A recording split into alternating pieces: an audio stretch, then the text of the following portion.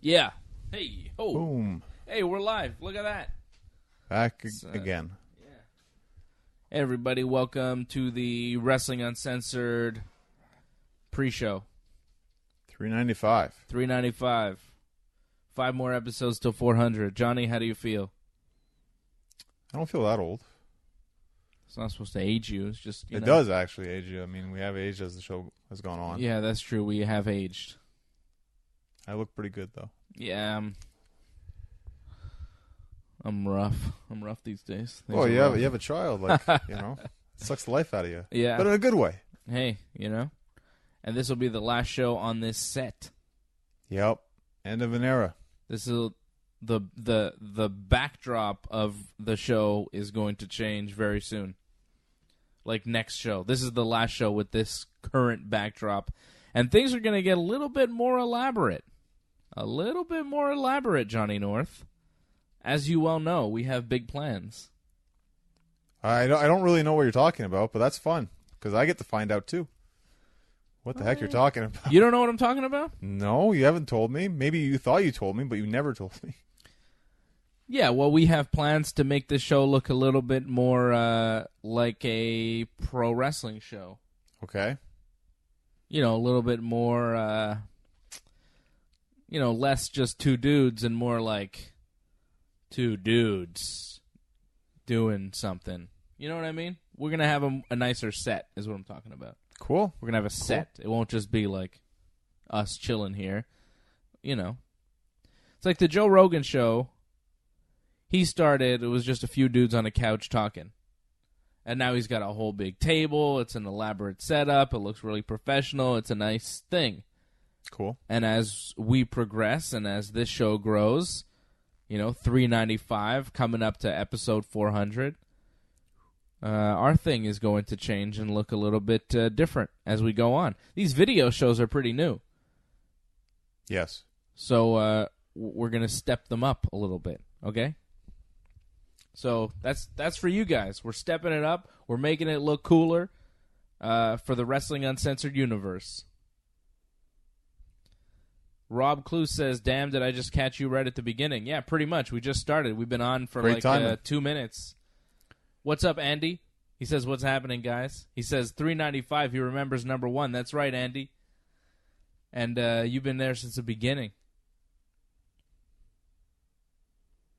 Antoinette says she's at the beach so everybody can hear our show. What's up, Toronto Beach? I don't know what beach is in Toronto. I don't know. I'm not that familiar. Yeah, me neither, no. I don't know.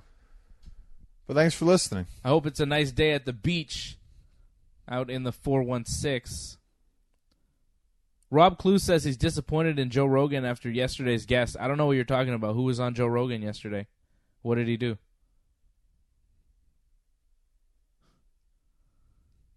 Woodbine Beach. What's up, Woodbine? I'm familiar with the Woodbine racetrack. Oh, Rob Clue said he had Ted Nugent on the show yesterday. Yeah, Ted Nugent is a little... you'd probably fall in line with a lot of what Ted Nugent thinks, Johnny. I believe I made a promise, or you made a promise. One of us made a promise not to get too political, because that'll cause a lot of problems. So... I believe I agreed at least to not get too political. Yeah, we're trying not to be too political on the show. We do it on Twitter sometimes. And on Instagram, which, by the way, you can now follow me on Instagram at DaveSimonMMA. I'm on there. I've set up the Instagram account, and I'm going to be doing a giveaway. I'm going to give away that Raw book that we have. The 25th anniversary Raw book. My first 100 Instagram followers. So I'm going to get it up to 100, that won't take so long. So the first 100 Instagram followers, I'm going to draw at random, and I'll send you the book. That's cool. How about that? So it's to launch the Instagram. We're doing a giveaway. You did say Twitter, but, that's fine. You can change it. I said Instagram. Originally you said Twitter, but that's fine. You changed it up. You're the man. You can do what you want. Originally, I said I was going to give it away on Twitter. Yeah. Yeah, well, I changed my mind. Yep. Change the game. I can do that. I'm in charge. Okay? Giving it away on Instagram. So follow me at Dave Simon MMA. After I get 100 followers, I'll pick one at random, and I'll send it to you. I'll like DM you or something. I don't know how it works in Instagram, but we'll figure it out. Oh, you'll figure it out. I'll figure. Well, you're gonna help me, okay? Man, a lot of comments here on the YouTube. Keep your comments coming. I see Antoinette. I see Wally. I see Andy. I see Rob. I see Sasha. Yeah. I saw Andy's. He's got us on while he's getting his hair cut. He says the entire place is tuned in. So we're on like a barbershop somewhere in England. That's awesome. Which I think is pretty cool. What's up, London? I guess Andy's in London usually. See me rocking this new France jersey that Johnny North got me. The new France official World Cup jersey because France is about to smash Argentina tomorrow morning. Destruction time.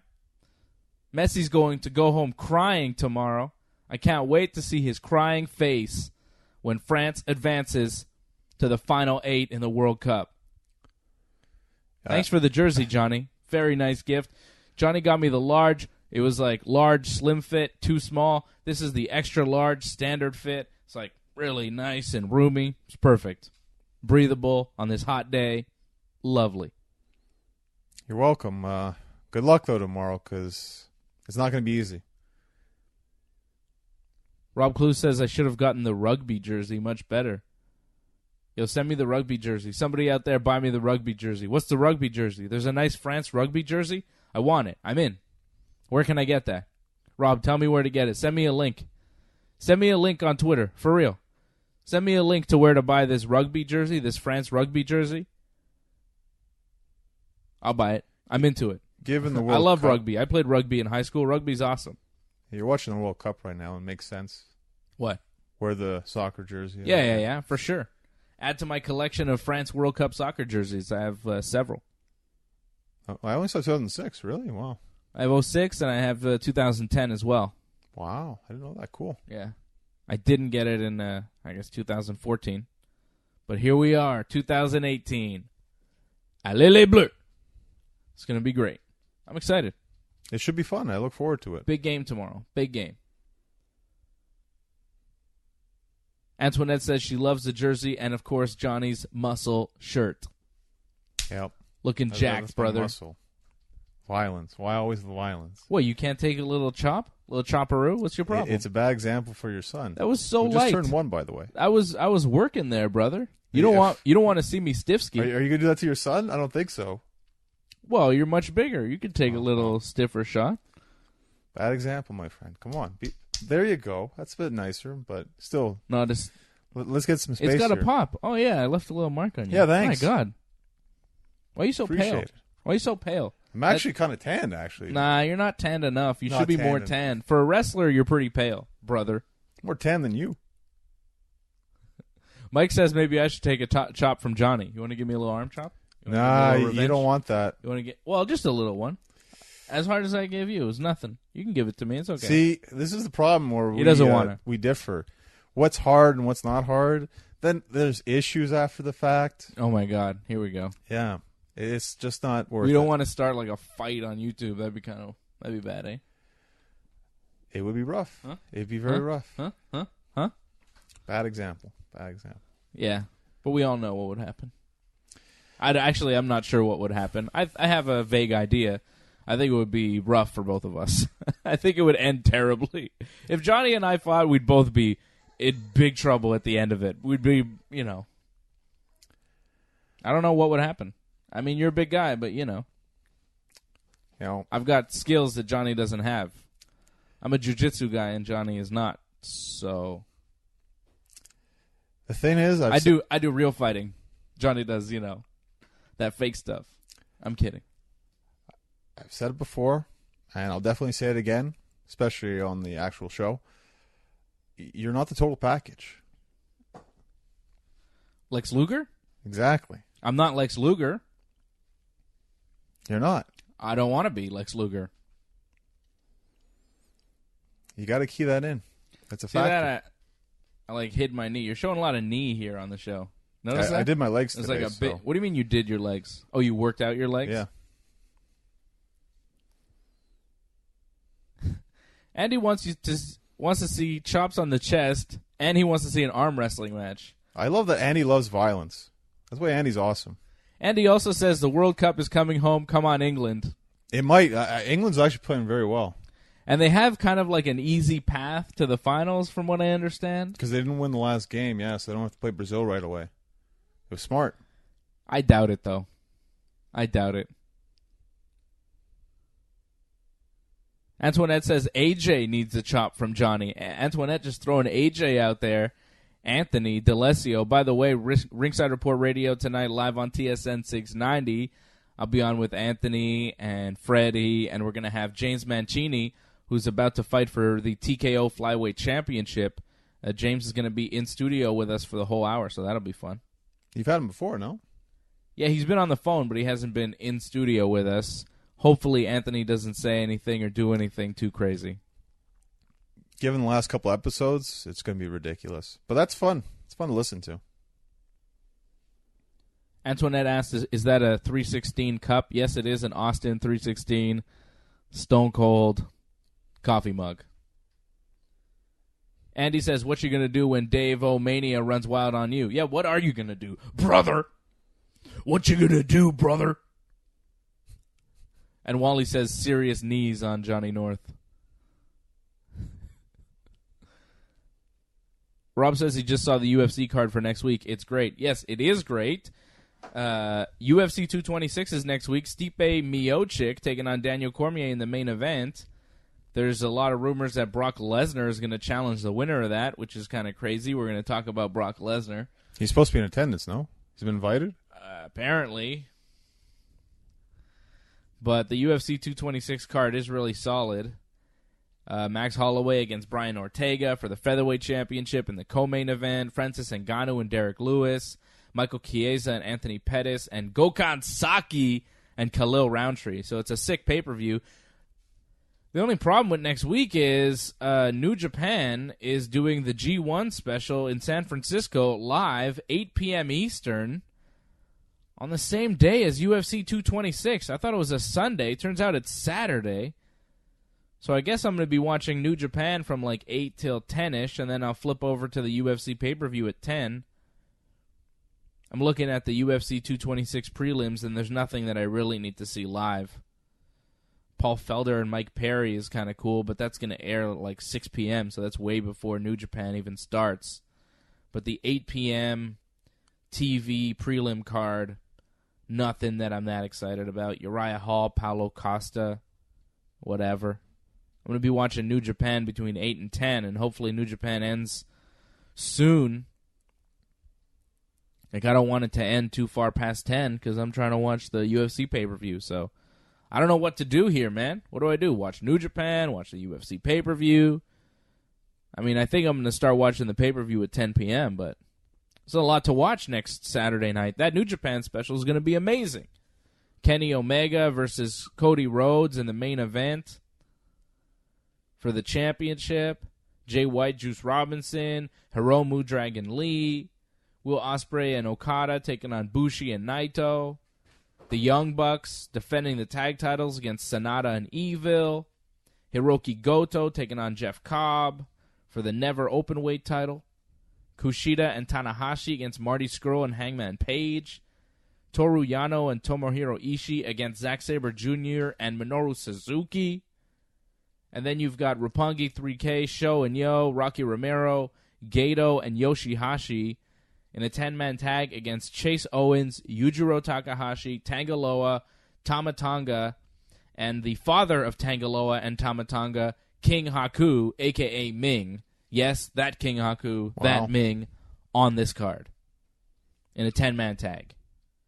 That's the G1 special in San Francisco, California. New Japan invading the United States Saturday night, July 7th, 8 p.m. start Eastern on NJPWWorld.com. Cool. What more can you ask for? The thing is, don't you have like a post show for UFC after it's over? Yeah. So shouldn't you really just watch UFC and then watch New Japan the next day? Because you don't have to cover New Japan the same day. Solid point. I don't know. Like, isn't Anthony going to be here too? Like, yeah. Anthony will probably be not here, but there. Okay. So. You know what I mean? I know what you mean, but he's going to be with you. Probably, yeah. I have to talk to AJ about that, but yeah, I would say so.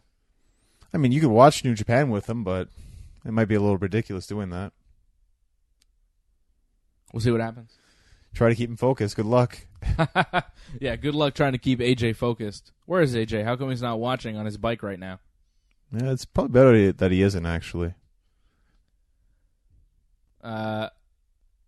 Wally says UFC 226 deserves a Ringside Report pre-show. Maybe we will do a pre-show before UFC 226. I don't know. It's not a bad idea. And post-show. Yeah, we're definitely doing a post-show. We do post-shows now for every big UFC pay-per-view, and this is a big UFC pay-per-view. Any big UFC pay-per-view that's happening, you can pretty much expect AJ and I to do a post-show here on YouTube Live.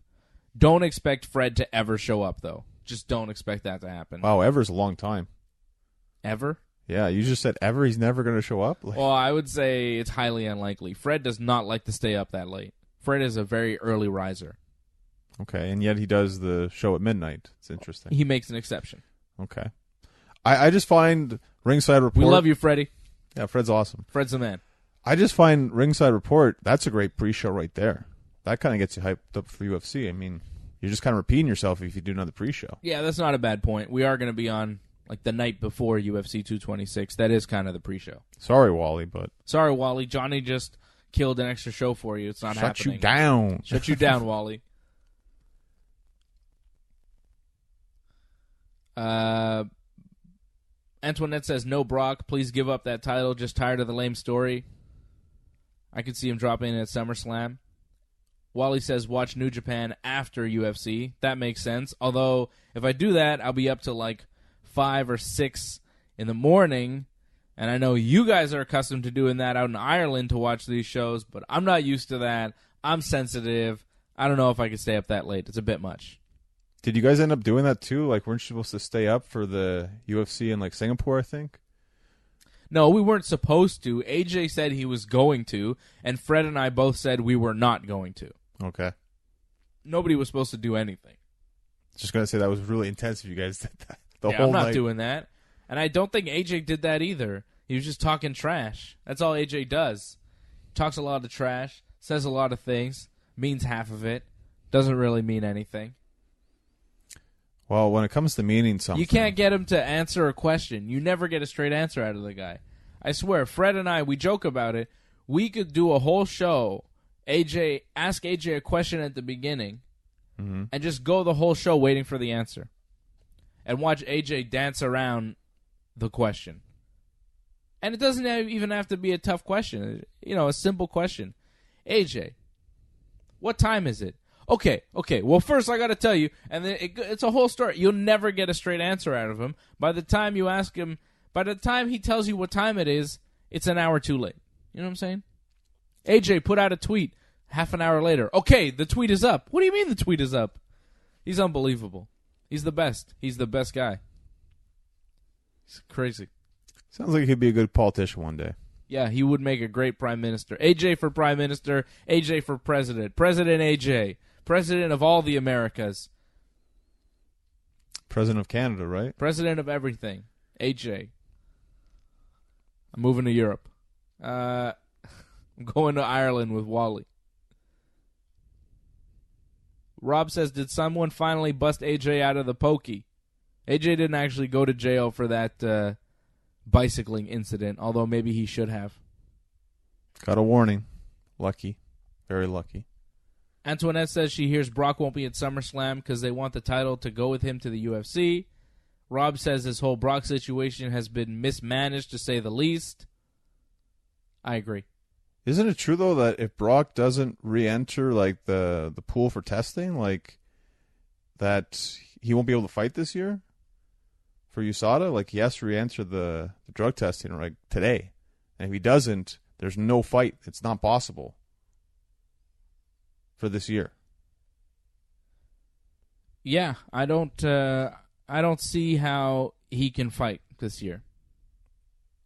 Because, just like you said, he needs to finish serving his suspension, and that suspension isn't up. So, I don't get it. Unless the UFC just bypasses their own rules and finds a loophole that we're all unaware of, which is possible because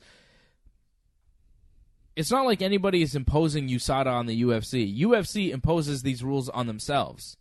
So if they have a way to bypass them, they might do it. They've done it before with Brock. He was supposed to do all this testing leading into his fight. Like, there was supposed to be something in place where a fighter was supposed to be in the testing pool for like 3 months before fighting for the UFC. Mm-hmm. But there was an exception where it was like, unless it's like a last-minute thing. Okay. And so the UFC claimed it was a last-minute thing with Brock, so he didn't have to do the 3 months of testing prior to the event. But there is some evidence pointing to the fact that maybe that's not true. Maybe they had been preparing for this for longer than what they said. And that's part of the basis for Mark Hunt's lawsuit against the UFC. Mark Hunt is the guy that wound up fighting Brock. And then later we found out that Brock failed a pre-fight drug test. So Mark Hunt is alleging that the UFC knew he was going to fail, and that's why they decided to forego the 3 months testing prior to the fight. Interesting. Very interesting. So you never know what they might do, is what I'm saying. There's fishy things that they can do if they need to. So just because we all think one thing doesn't mean it's a fact 100%. The UFC, I'm sure, has a lot of rules written in that we're not aware of. It's a private company. It's the way it is. Sasha says the internet guy is ruining my pre-show experience. What does that mean? Internet guy. Internet guy? What internet guy? Like the guy's coming to fix your internet and he's ruining the show for you? Sasha says, how does it look if he goes to the UFC with the belt and gets absolutely squashed? Looks bad on the WWE. I agree. Rob says, Antoinette, you're just bitter because he's constantly been your pretty boy's nemesis. Roman. Yeah, Antoinette's a big Roman fan, and she doesn't like Brock. So wow, like I love how other people are talking trash to each other on the chat here. Yeah, they're talking trash to each other on the YouTube chat, which I appreciate. I like you guys going back and forth. Sasha says he switched his internet provider and he missed the beginning. Okay, well, you can go back when it's all done. It'll be uploaded, and you can check out what you missed. A lot of comments here on the YouTube. No interest in Slammiversary road trip, Rob says.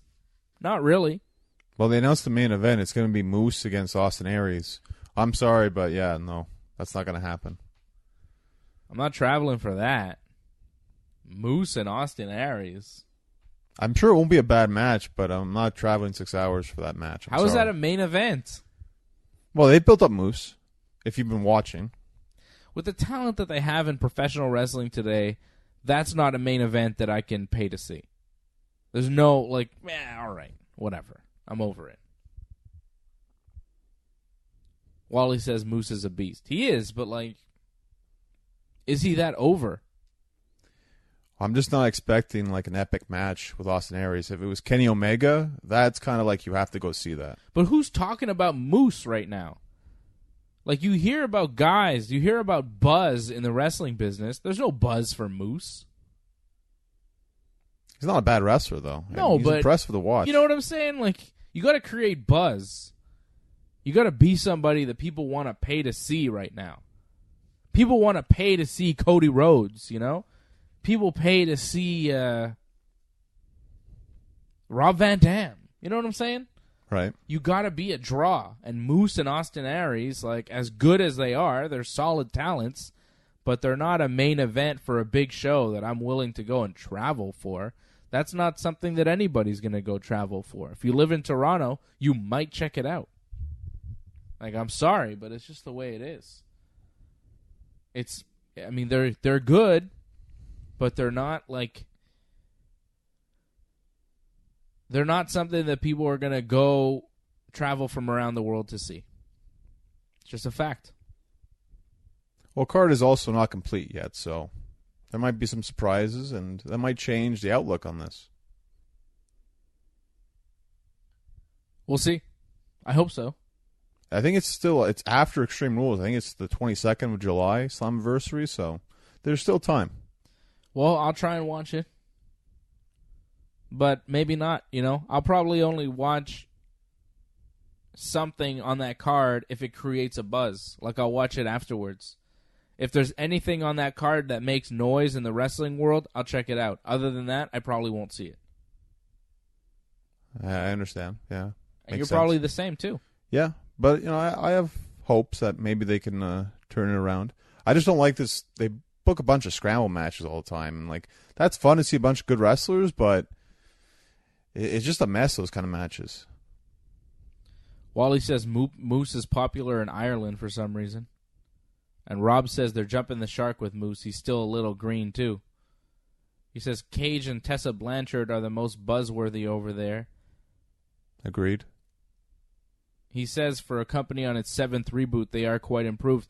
And yeah, I mean, they're trying, but like he's saying, 7th reboot, how many times are we going to see, it's a brand new day in Impact Wrestling? I feel like at this point, no matter how good it is, the brand has been tarnished so much that it's hard to bring it out of the gutter. It's difficult. It's going to take a lot to bring it back. It's like, you know how much Bill Cosby would have to do to get back into the good graces of America? You know what I'm saying? TNA is kind of in that place where it's like, man, we do not want to hear from you. We want nothing from you. We want you to go away. TNA is the Bill Cosby of wrestling companies. It's just like, man, at one point we liked you, but you've done so much now that we can't ever look at you the same way. We can't ever accept you back into our lives. Well, I would say that's not true for TNA. That's a bit much. That's a bit much because TNA could do something where it would be like, okay, it's cool again, TNA, we'll watch you. Bill Cosby could not. Like, Cosby, right? I mean, he's done. Done. He should be in jail. TNA should not be in jail. Maybe wrestling jail for a little bit for all the infractions that they've committed, but... Sorry, did I go too far there, John? You state your opinion. It's fine. It's good. I'm just saying people don't have fond feelings of TNA right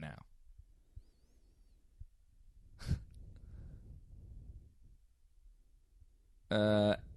Rob says, wow, you're comparing Impact to an alleged rapist.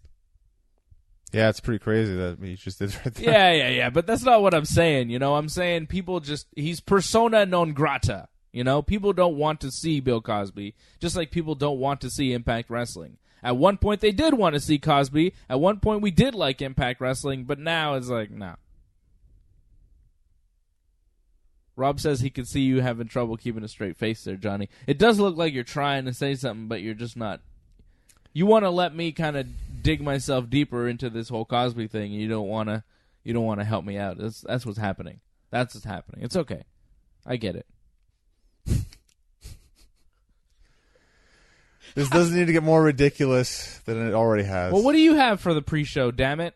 Is this pre-show over? Have we ended the pre-show?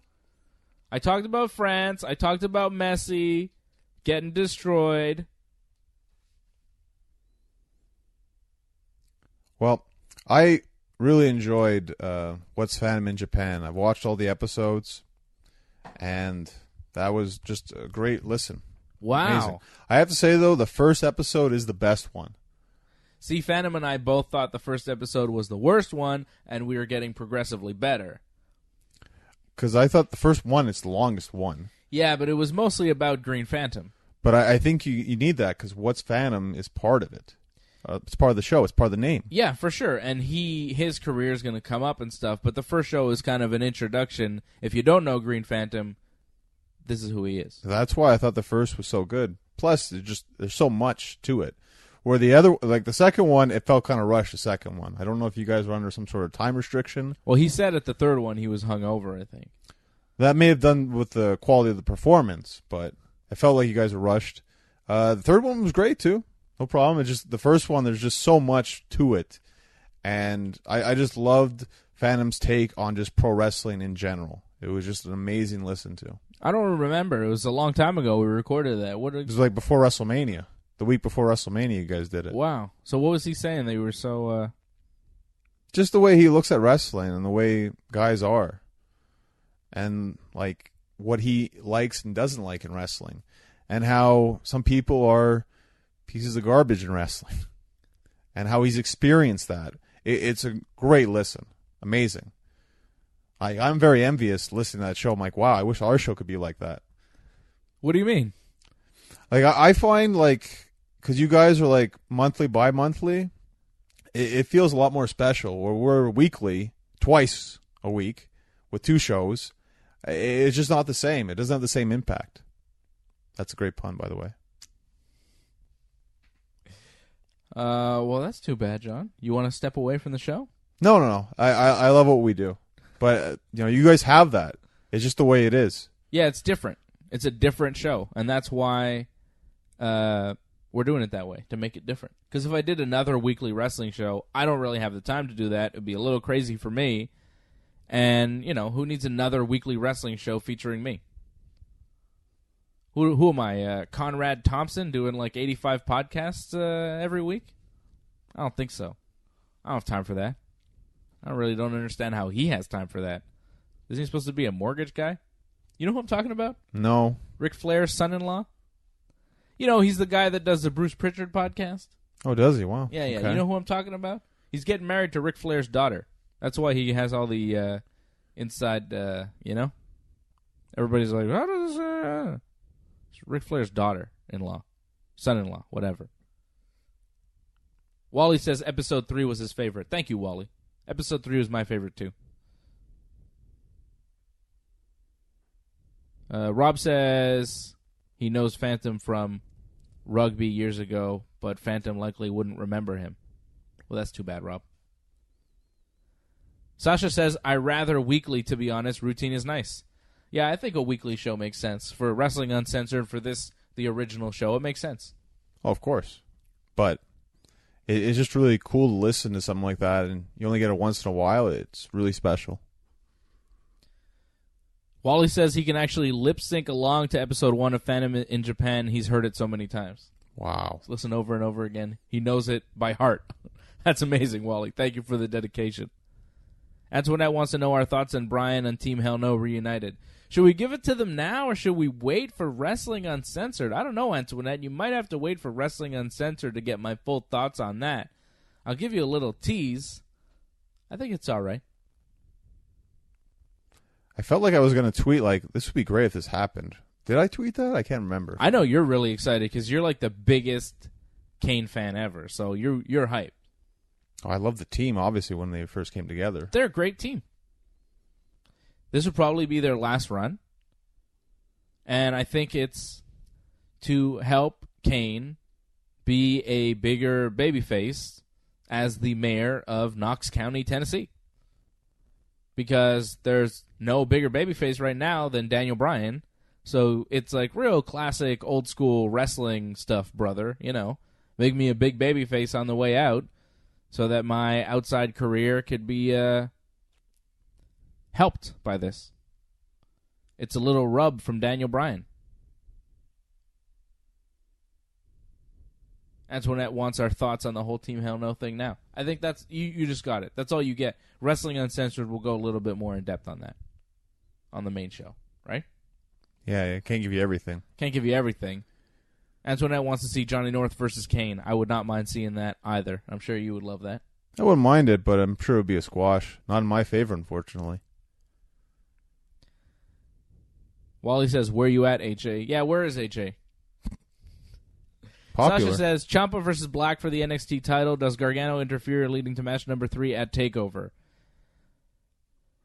Oh, man, really, eh? Ciampa versus Gargano again? Yeah, maybe. Ciampa versus Black for the title.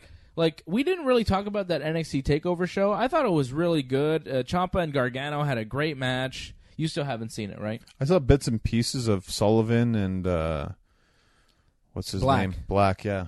It was all right. Very stiff. My favorite was Velveteen Dream and Ricochet. I think those two guys are fantastic, and I think they're my two favorite guys in all of NXT. Velveteen Dream is great. Ricochet is great. I'm trying to think of the roster right now. I think those are my two top guys in the whole NXT brand. Ricochet being number one. He's my favorite guy there. For sure. How could he not be? I like EC3, but besides the ladder match, I can't think of anything that he's really done. He wasn't on the last TakeOver. I think he did a promo, didn't he, or something? Yeah, maybe. Yeah. You know, Ciampa and Gargano are good, but Gargano, like, he's very good, and I like him and everything, but there's something about his look. Maybe he's, like, too small or something, but... NXT, come on, Adam Cole, like, come on. Yeah. I don't know, man. Like, I'm all for smaller wrestlers, and that's cool, but some of these guys seem too small. Like, it's not believable, you know?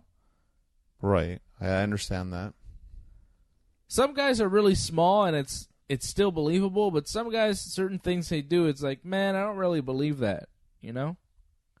I like Gargano. I think he's a very good wrestler. He does some amazing things in the ring, but there's some moments where I don't fully believe him,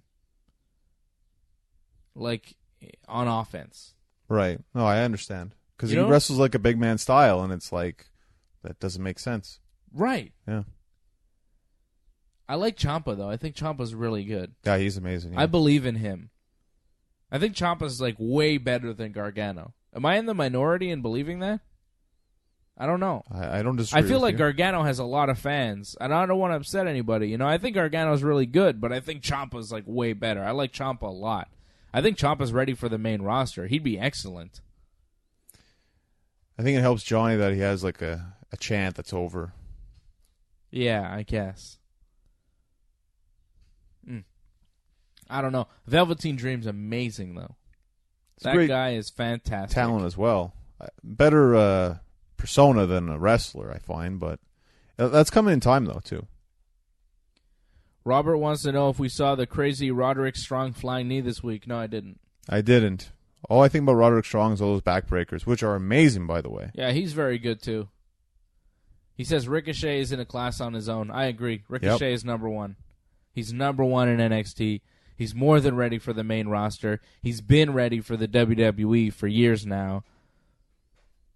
He was one of the top workers outside of the WWE for a long time. Well, Lucha Underground, he was like the main guy, in my opinion. Yeah, I know Johnny Nitro was there, John Morrison, but Ricochet, just a league of his own.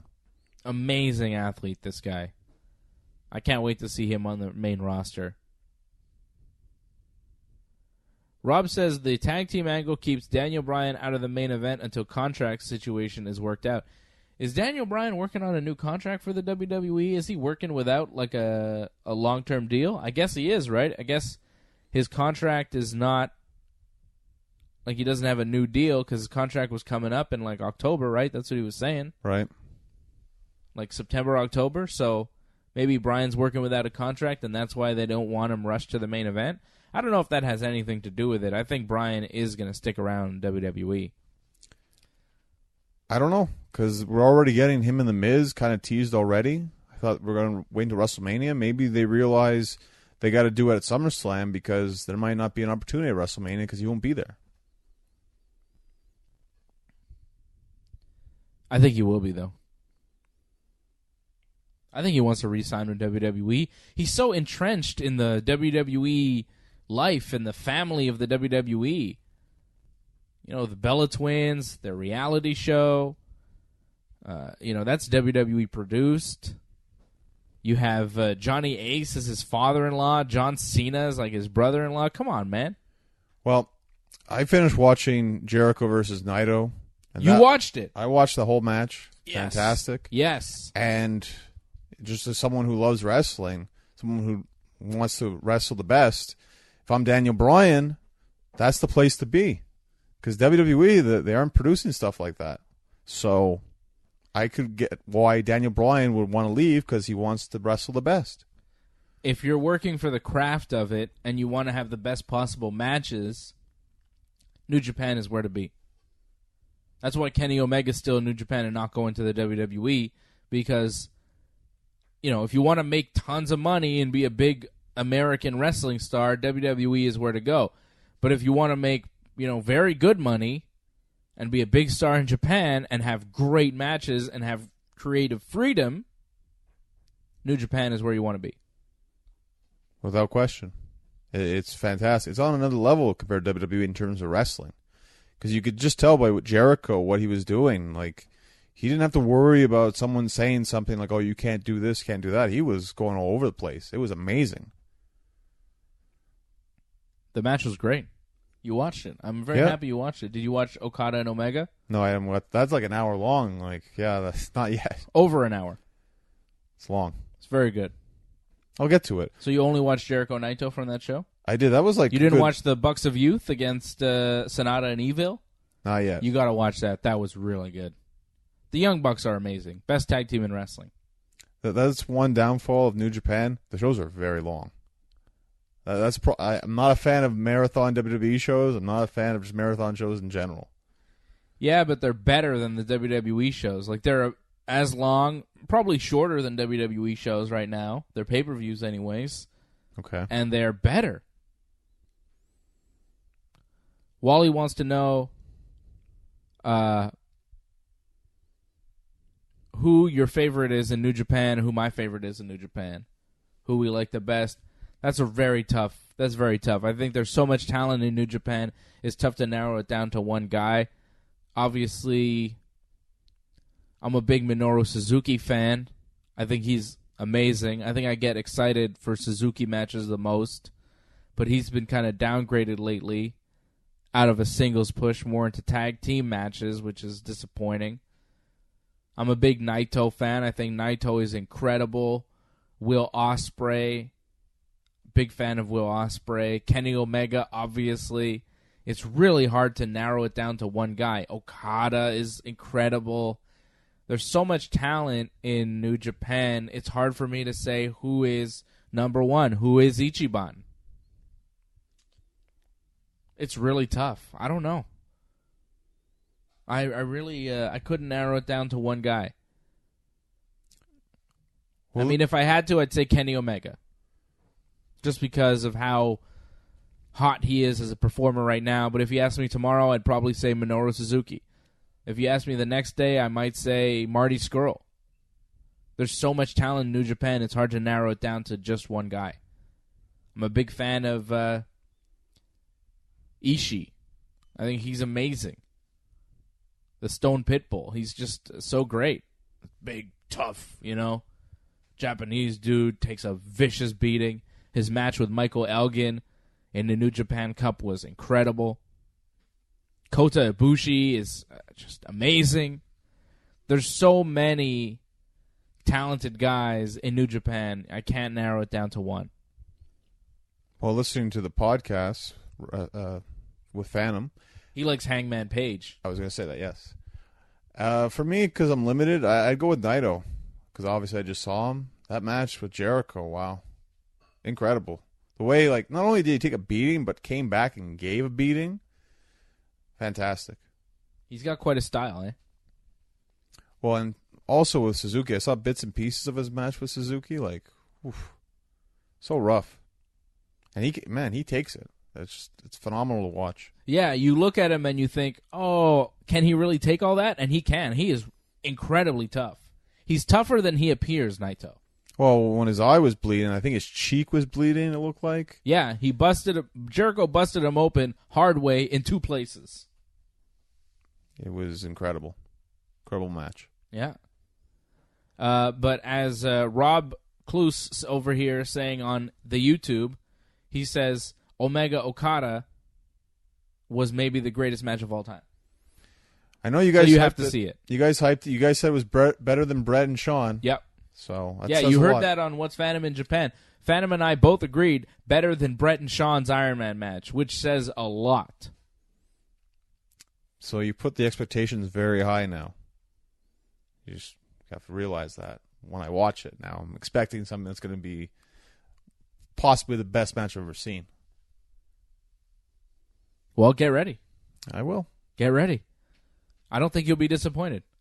Good. Rob Clue says Minoru is legit, pulls off the crazy old man gimmick expertly. I agree. He is a crazy, scary, older gentleman. I think he's 50. He's 50. right? He's unbelievable. Yeah. For a 50-year-old guy, it's ridiculous. For a 30-year-old guy, he'd be ridiculous, you know? He's like the Japanese version of Terry Funk. Solid comparison. Antoinette says, I need to work for New Japan. Good promotion. I don't know if I need to work for New Japan. Honestly, I think they're doing everything correctly. I don't know what I would add to that company. Obviously, I've got ideas, but I don't know. I'll tell you what I would do first and foremost for New Japan. I would make their shop, their online shop where you can buy stuff, like accessible to North America. I'd have an English version. You know, I wanted to buy a Suzuki-gun shirt, but it's like I got to get a Tenso account. It's very complicated to ship from New Japan Pro Wrestling. So, I don't know. Rob Clue says, Skrull Hurricane is happening in Ring of Honor. Yeah, that's pretty cool. I'm thinking about signing up to Ring of Honor's online service because they have great stuff there. Rob says Suzuki is 50 years old on the dot. Yeah, that's what I thought. Wally says, Johnny, are you going to see the new Purge film? Yeah, more than likely. I like the last one. The last one was fun. The second one wasn't that good, but the last one was good. So you're going to go see it? Yeah, it's a prequel, this one. I think it's how it all started. Antoinette says, what does WWE need to do to be more enjoyable like New Japan? I don't necessarily think they have to be more like New Japan. I don't think that their schedule or their wrestling style really allows for it because it's a different style in Japan. It's a stiffer, rougher style. Always has been, always will be, right? It's just rougher in Japan than it is in North America. It's just a fact. It's always been like that. Something Phantom brings up, too, on your podcast, it's extreme wrestling. Even if they're not using weapons, it's still very extreme just in terms of the striking. So I don't know what the WWE, I don't think they need to shift more in that style. I just think they need to use their talent better. I think they need to limit giving promos to people that can't cut promos. I think they need to stop pushing people that aren't over. I mean, it's very simple. The WWE, to fix their problems, they don't have to do much. They just have to say, okay, less of this guy, more of this guy. It's not hard. Less Roman, more Kevin Owens. Less, Elias, more Braun Strowman. They just need to go with the talent. That's all they really need to do. I think it's easier said than done. Because now we're in the PG era, so it's difficult just to change everything. Because we want violence, and they can't give us violence all the time. They can give us wrestling, though. They can give us skill and technique. They can give us what Daniel Bryan does. They can give us what AJ Styles does. They can give us what Nakamura does, They can give us high-level wrestling. They can do that. They don't have to give us huge bumps and stiff shots and stuff like that, but they can give us a higher level of wrestling than they have been. They could not ever have a guy like Jinder Mahal beat a guy like Chad Gable, for example. If they pushed a guy like Chad Gable, who has actual wrestling talent, if you let him ply his craft and entertain the fans, instead of pushing a jacked-up jabroni like Jinder Mahal, you'd have a better product. It's very simple. It's very simple. Jinder Mahal is part of the problem. Baron Corbin is part of the problem. These guys who aren't good wrestlers wrestle too much on TV. It's not rocket science, dude. It's professional wrestling.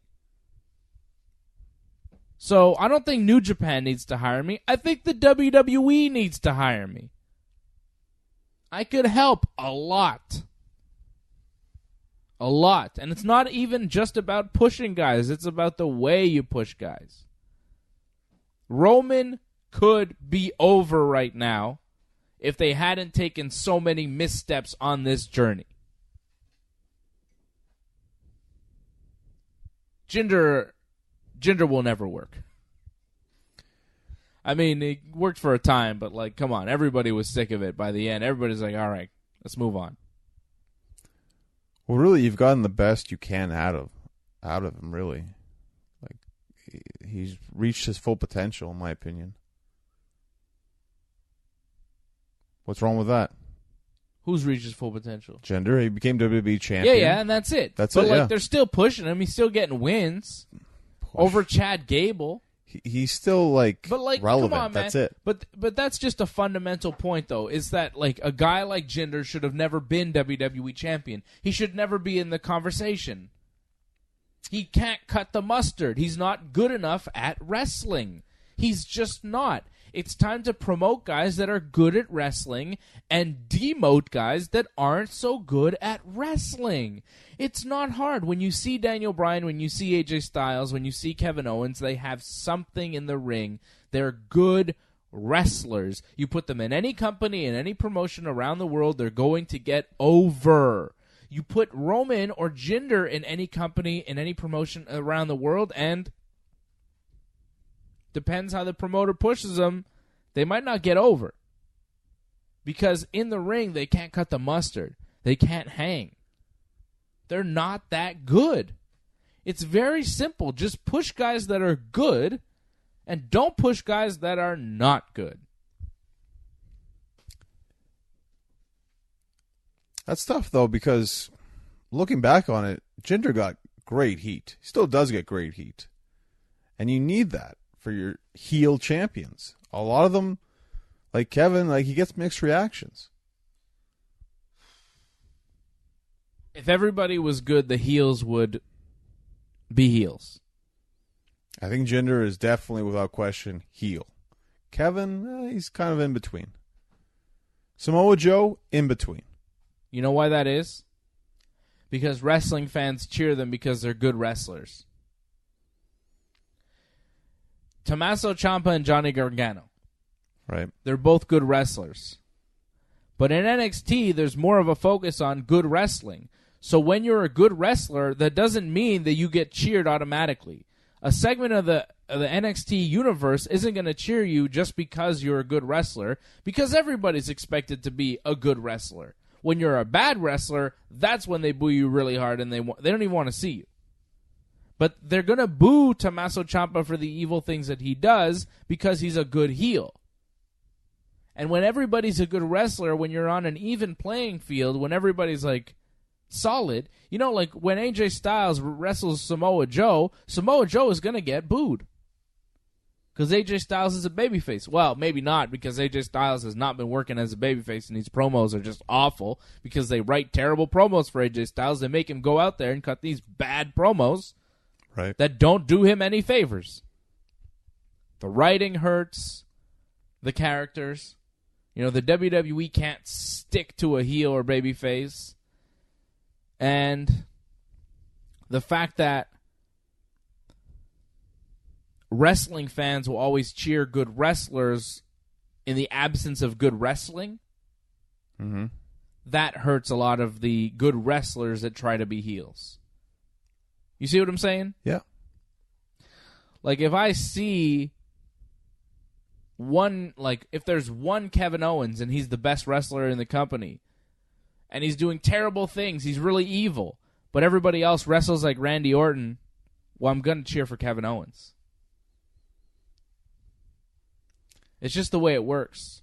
That's how the WWE is. And if everybody was a good wrestler, it would change. If you look at New Japan, there are heels, there are baby faces. People, you know, Okada was a really good heel. People were booing Okada. I mean, there are Okada fans as well, but it's kind of different in Japan. It's hard to compare, but they could do it in the WWE. They could get these guys over the way they want to. They just can't. They just don't. Well, they have their way, and this is the way they want it, their way. And if you go against it, too bad. They're still going to do it their way, and that's created a problem. Because Roman Reigns should be the heel, but he's not. Yeah, see, the whole idea of Roman Reigns should be the heel, I'm not even operating on that playing field, man. I'm saying Roman Reigns shouldn't even be in the discussion. Now he's too over. Like, regardless what you think about Roman Reigns, he's only over because of the way he's been promoted. But I'm saying I would have never even promoted him to the extent that they have. He's still a good talent. You can't deny he could take a very good beating. And the fact that he can just stand there and people compare him to Naito. He's bigger. When he comes out, it's like, wow, Roman, like... When Naito comes out? When Naito comes out, I'd be worried. I'd watch out for your back. But when Roman comes out, it's like, give him space because he's going to come out there and probably spear you. Naito, like, he's kind of sneaky, but Naito got jumped last. I'm saying talent-wise, you know? I mean, come on. The matches that Roman puts on. Antoinette says he works just as hard as everyone else. Does he, though? I think in some cases he probably works harder than other people. Hey, he's dead. That's fine. I can't even do this. I'm done. I don't want to talk about Roman Reigns anymore. I don't. All right. I don't. Because he's like, whatever. He's going to be the champion. He's going to beat Brock at SummerSlam. If it happens. It'll happen. It'll happen. And, like, whatever. Who cares? It's the WWE's going to do what the WWE does. We don't have to like it, but it's just going to be what it is. I'm ending this pre-show because John has upset me about Roman Reigns. Any final questions here? Rob says AJ's phenomenal enough to be champ despite having soccer mom hair. That's true. That's true. AJ's great. No question. Antoinette's saying she's hearing it's going to be Lashley against Lesnar if Lesnar's at SummerSlam. I don't know about that. It should be. But, I don't know about that either. Rob, I think, sums it up well. They're just too hard-headed with Roman. While he's likely a good worker, he's a terrible promo, and he's got about 4 moves. His promos aren't great. His matches aren't that exciting. They're really not exciting at all. He doesn't do anything special. And they've just shoved him down our throats for so long that people are never going to really accept him. And Wally wants to know, if France don't win, who wins the World Cup? I'll go with England. For Andy. That's nice. If France doesn't win, England will win the World Cup. All right? That's it. That's the Wrestling Uncensored pre-show. Thanks for watching, everybody. Rob, Antoinette, Wally, Andy, Sasha, and then some. It was more, right? I'm sure AJ eventually. I'm sure Mike, we'll talk about it. Andy, I mentioned. AJ, I'm sure, is out there somewhere. So everybody watching and listening, thanks, everybody. We'll see you again tonight here, or I'll see you again tonight for Ringside Report Radio, and then for Wrestling Uncensored. Yep. Boom. This is Aaron Sheik, and you listen to the Wrestling Invention. Yo, maniacs, Hulk Hogan here, and you're listening to Ringside Report Radio, the only thing to listen to. So what you gonna do when Ringside runs wild on you, brother? This is Daniel Bryan, and you're listening to Wrestling Uncensored. This is Cody Rhodes, and you are listening to Wrestling Uncensored. Aw, yeah. Welcome to Wrestling Uncensored. I am Dave Simon. He is Johnny North.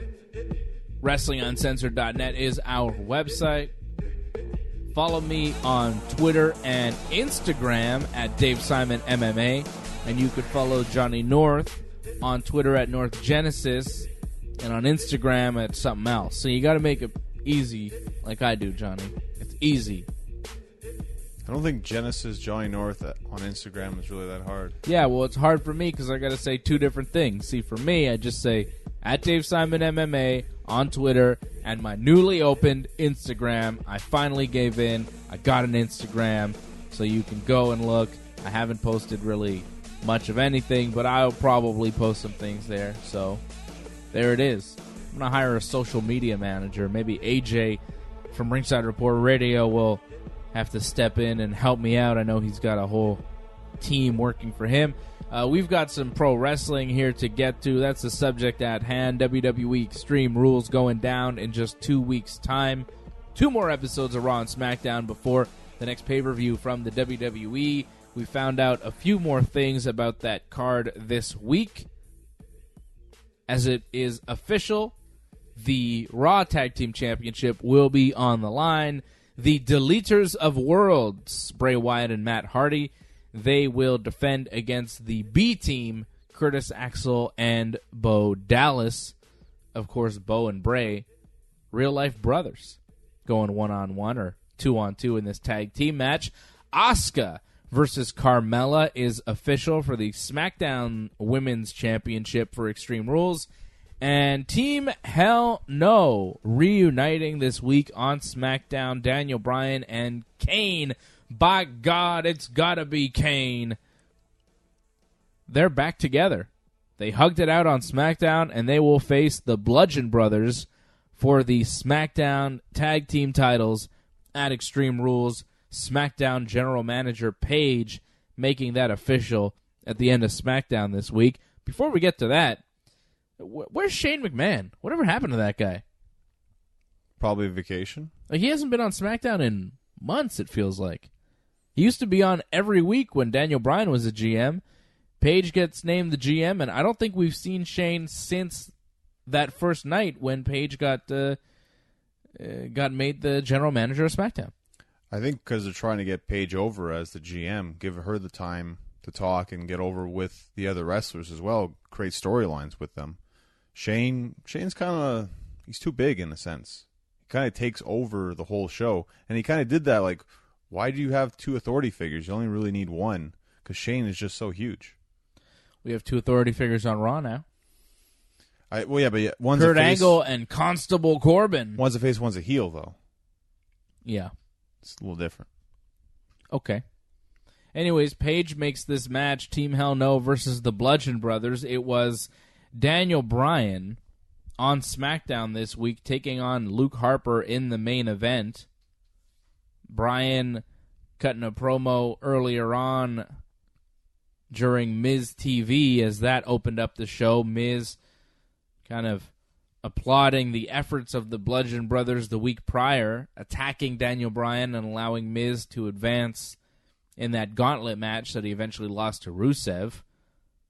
Nonetheless, the Miz seemed to want to maybe enlist the help of the Bludgeon Brothers to be his new team. They didn't seem too down with that. Daniel Bryan shows up, told the Miz to shut up, and he said he's not afraid of the Bludgeon Brothers, and he wanted to know which one he would be fighting first. Harper stepped up, so it was Harper versus Bryan in the main event of SmackDown.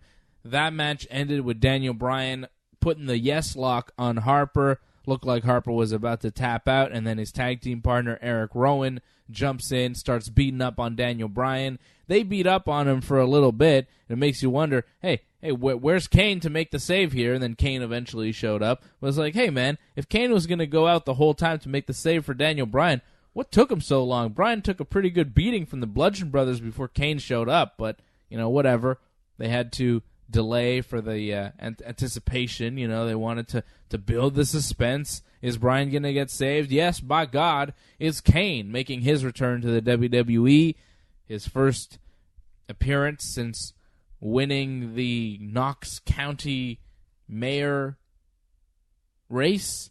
And I think he just won the primary, but there's a general election coming up, but it's the type of thing where I think he won the Republican nomination, and the Republicans always win there, so the general election doesn't really mean anything. It's all about the primary, from my understanding of it. So Kane is the mayor. It's just not official yet, so he's got time now to do maybe one last run here in pro wrestling, teaming with his old buddy, Daniel Bryan.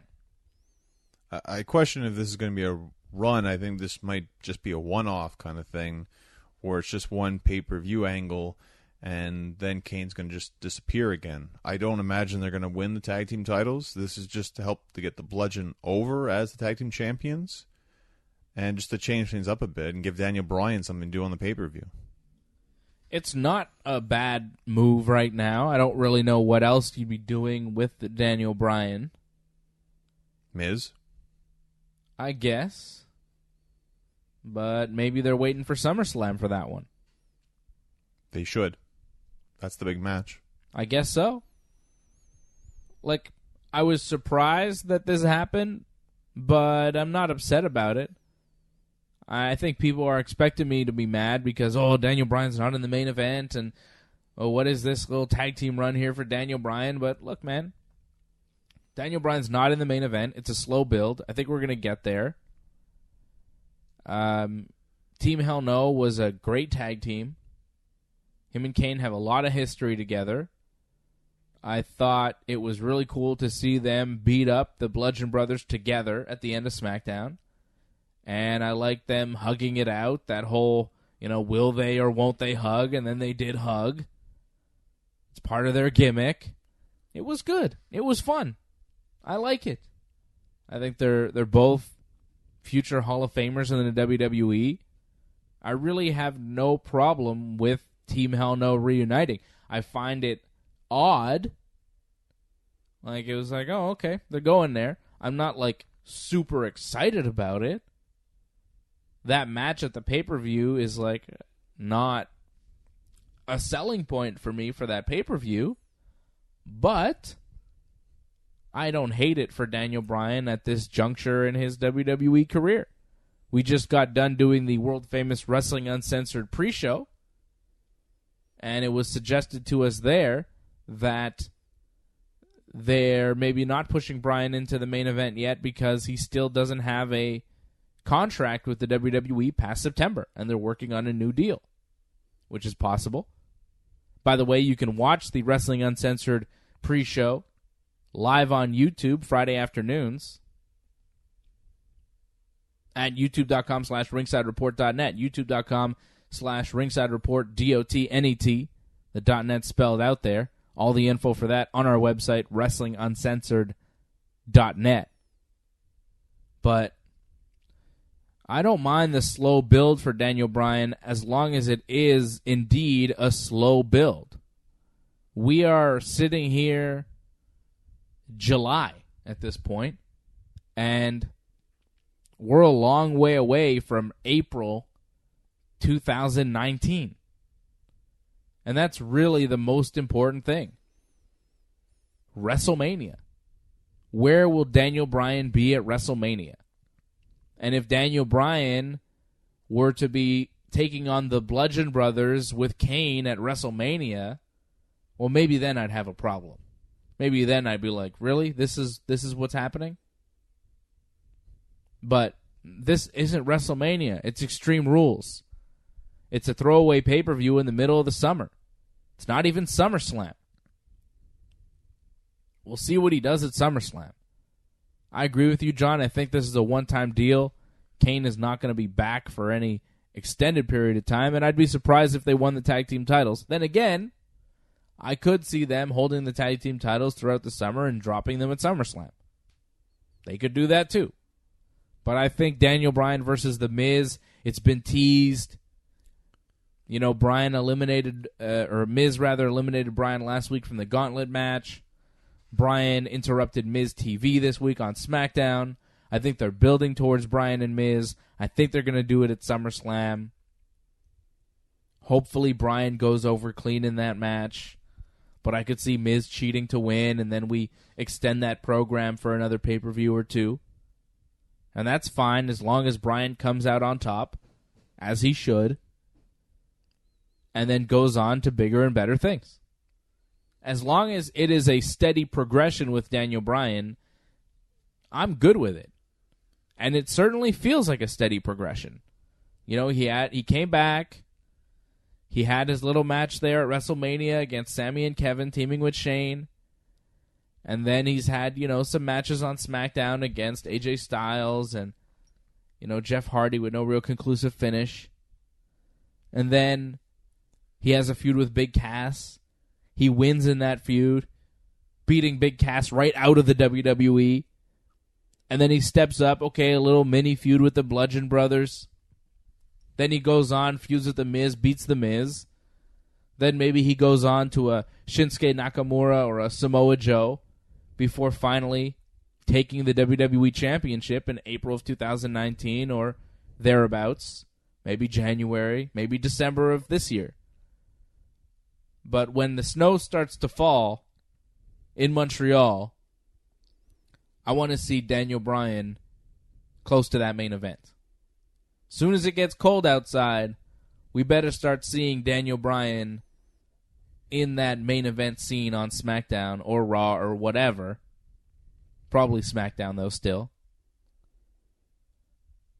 But right now, in the summertime, I see no reason to get upset that Daniel Bryan's teaming with Kane. I think it's a slow build. Well, this more than likely is the last time they could possibly do Team Hell No together. Kane probably won't wrestle after Extreme Rules. He won't wrestle ever again, more than likely. So they were able to pull this off. They're arguably one of the greatest tag teams of all time. In terms of WWE, that's the way they sell it anyways. And you keep saying April 2019 for Daniel Bryan. Who says he's going to make it that far? Because as far as I know, his contract's over in October, and he hasn't re-signed yet. So maybe they're just going to get the best they can out of him as well. You think Bryan's going to leave the WWE? It's not impossible. And why push him? Why push him to the title if he's not going to be there? Get what you need out of him. Team Hell No, do that. And the Miz match. That's what you need out of him. Well, I think a lot of what Bryan will ask for in his negotiations with the WWE is going to be some freedom to do what he wants to do creatively for the rest of his career. And if they can allow that, then I think we'll be good with what we see from Daniel Bryan going forward. If they can't, then maybe he'll leave the company.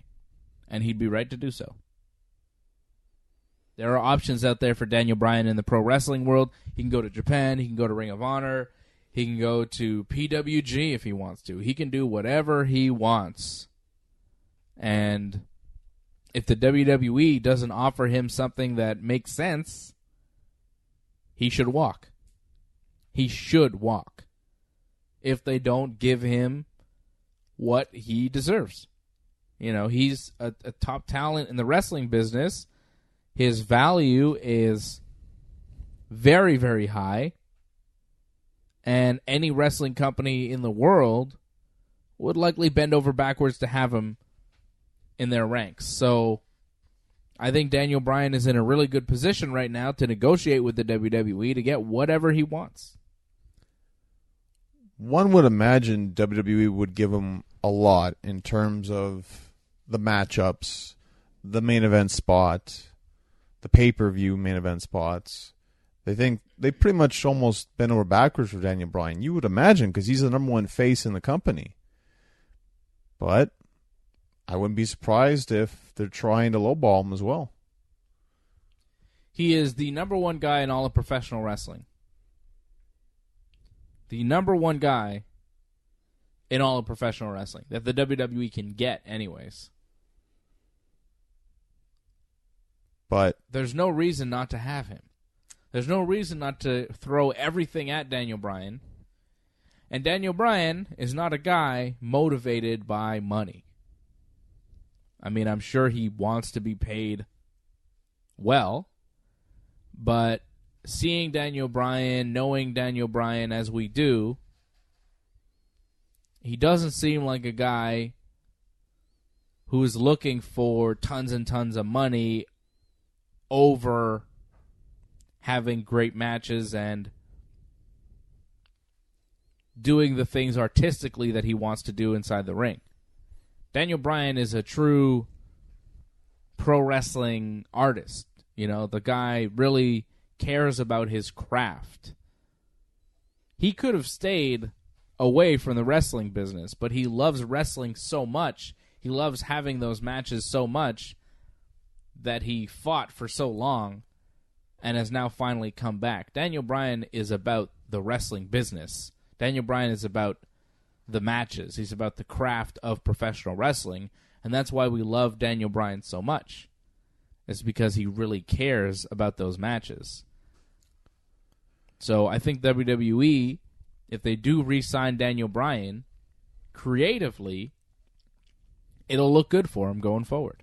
And I believe that they are all headed in the right direction. I think everything for Daniel Bryan is going fine. I am very optimistic about the future of Daniel Bryan in the WWE. He's very well positioned within the WWE. Johnny Laurinaitis is his father-in-law, and he is a higher up in the WWE management and has been for years. John Cena is maybe getting married to his sister-in-law, Nikki Bella. The Bella twins are not only the stars of WWE reality show Total Divas, but they also are the stars of their own reality show Total Bellas. And Daniel Bryan is married to Brie Bella of the Bella twins. Bryan is so entrenched in the WWE that I can't really imagine him leaving. It's his home. It's where he is supposed to be. And as much as I selfishly would like to see him in New Japan, because I think the matches there would be better than what he would be allowed to do in WWE, I still think he's going to stay in the WWE, and I think that's the best thing for him. Guys like Chris Jericho changed the game because Chris Jericho seems to be able to do whatever he wants. And if I'm Daniel Bryan, why can't I have what Chris Jericho has? Good point. Do you want what Chris Jericho has, though? If you're Daniel Bryan, do you want that? Chris Jericho also has a very successful band that he tours with. Daniel Bryan doesn't. Chris Jericho has, an acting career. Daniel Bryan doesn't. Chris Jericho has things outside of professional wrestling that Daniel Bryan doesn't have, and Chris Jericho uses those things to leverage his deals in professional wrestling. That's great, but... Right? And that's why Daniel Bryan isn't Chris Jericho. That's why there's only one Chris Jericho, greatest of all time, Y2J. We love you. Does Daniel Bryan want that grueling WWE schedule? Or just be part-time WWE and go wrestle where he wants to every now and then? He does have a child. Does he really want to be on the road all the time? Barely sees his wife and child? I don't know. He's still going to be on Total Bellas. He's still doing other things outside of WWE. So what are you suggesting as a course of action for Daniel Bryan? If you are Daniel Bryan's advocate, you're his Paul Heyman, what do you tell him to do? Do what makes you happy. Yeah, but come on. That's not what I'm asking you. Well, what do you think would be the best thing for Daniel Bryan right now? I think the best thing for Daniel Bryan would be to sign a long-term deal with the WWE for big money and a guarantee from Vince McMahon and Triple H that they're going to treat him well and that he's going to have a certain amount of creative freedom. And I'm sure that he has that already. The guy, when he was SmackDown general manager, he took the opportunity to sit in on the production meetings that they had, putting the show together. So Daniel Bryan, he is more involved and I think respected by the WWE than 90% of the wrestlers that they have. There are very few guys that can go up to WWE management that have the stroke that Daniel Bryan has in the WWE. Like, I know he plays the underdog character, but if you think about who Daniel Bryan is in professional wrestling and who he is for the WWE, like, they don't have bigger stars than Daniel Bryan, and they know it. They hear the reactions. Everybody knows Daniel Bryan is super over. Everybody knows Daniel Bryan is the main event. Who main evented SmackDown this week? Wasn't AJ Styles. He wasn't even on the show. Daniel Bryan opened the show. Daniel Bryan closed the show. It's the Daniel Bryan show. He's the best thing going today. And he makes the WWE a much better place when he's around. I would advise him to stick around in the WWE.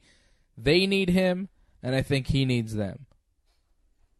The medical staff, the money, everything that the WWE offers Daniel Bryan is better than what other wrestling companies could offer him right now. I fear for Daniel Bryan's safety in a place like New Japan. I think that Daniel Bryan could have 10 times the amount of matches. His body could sustain 10 times more matches in WWE than he could sustain in New Japan. It's a rougher style. It's a different style. And given all the injuries that he's had in the past, I don't want him going there, really. I know he'd have great matches, but I don't know how many of those matches he could have, and I don't want him to become the next Shibata. And if you don't know who Shibata is, look him up. I don't want that to happen to Daniel Bryan. And that happens in New Japan. It can happen. It never happens in WWE. What happened to Shibata hasn't happened to anybody in WWE as far as I know. Well, if I was Daniel... It was a serious brain injury that he suffered in a match with Okada. That's terrible. You saw the match. You saw the headbutt. I heard you guys talk about it. I showed you the headbutt. I think you did. It's been a while. But you talked about it in What's Fandom in Japan on your other show. You talked about it, so... Which you can download at WrestlingUncensored.net. What's Fandom in Japan, a monthly podcast, and we'll be dropping another one in a couple of weeks after the New Japan show in San Francisco that goes down in 1 week. Kenny Omega versus Cody Rhodes for the IWGP Heavyweight Championship. That's pretty cool. But if I was Daniel Bryan's Paul Heyman, advocate, yeah, I would say to Vince, you got to give Daniel Brock Lesnar. And if you can't do that, we walk. Because that's the match. That's what he wants, too. Boom. Give us Brock or we walk. I'm with you. Really? Because you just said, like, you want to protect Daniel Bryan. You don't want him to get hurt. He's going to get hurt in that match. One match, though. He can handle one match with Brock. I agree. In New Japan, like, every match is like a match with Brock. Quite possibly. You know what I mean? Depending like, who you wrestle. Like, yeah, but... He's not going to wrestle Suzuki every night. Like, no. But even a match with Kenny Omega, it's a more intense style. You're expected to do more in New Japan than you are in WWE. Right. I wouldn't worry about him against Kenny Omega. You'd want that, too. Like, you got to give him that match. It's just... Oh, my God. That'd be amazing. It would be. It's happened before. Yeah, but now it's different, though. Yeah, for sure. It means something else now. But just saying, if you go on YouTube and search Bryan Danielson versus Kenny Omega, you'll come up with a couple of hits. It's like Daniel Bryan, AJ Styles now. I mean, it's just a totally different match. I think there was a match I saw. It was Daniel Bryan, Kenny Omega, and Seth Rollins in a triple threat. That sounds really good. Sounds like ROH, yeah. Yeah, Ring of Honor. Tyler Black at the time, right? So Daniel Bryan, I guess, in a little bit of a career limbo, although I don't really see it that way. I see Daniel Bryan sticking around in WWE long term. We'll see what happens. Bryan versus Brock would be pretty cool, but I don't know if that's going to happen because I don't think Brock Lesnar is sticking around long term in WWE. I think Brock has 1 foot out the door. His contract, according to UFC President Dana White, his contract with WWE is supposed to run out at the end of the summer.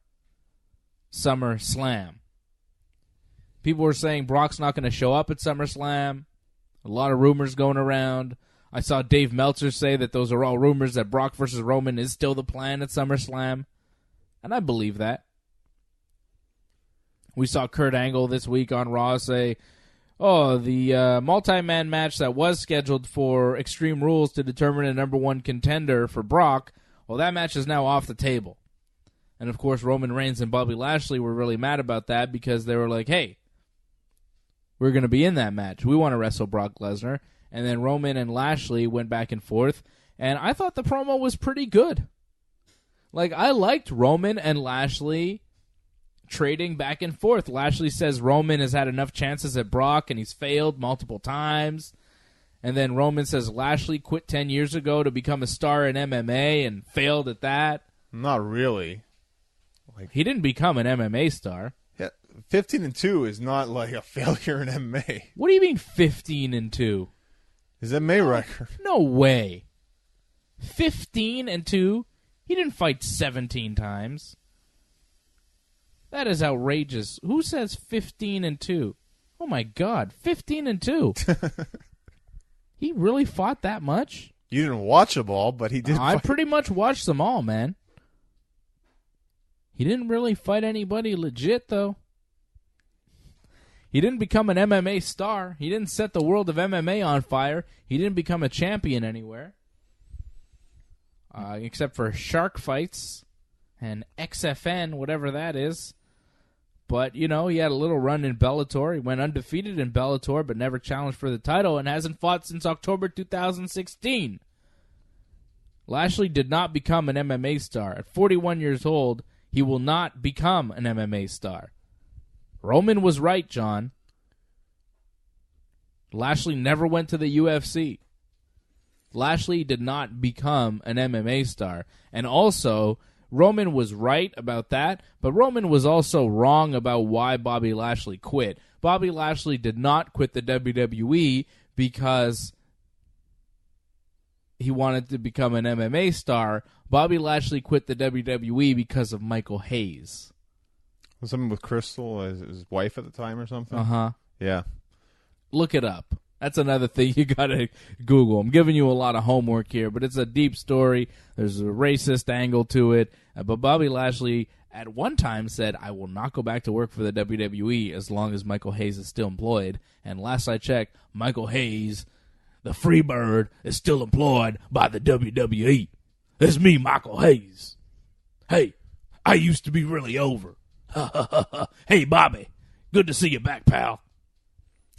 I imagine some apologies were given out. I would hope so. I think Michael Hayes works SmackDown, though, and Lashley's on Raw.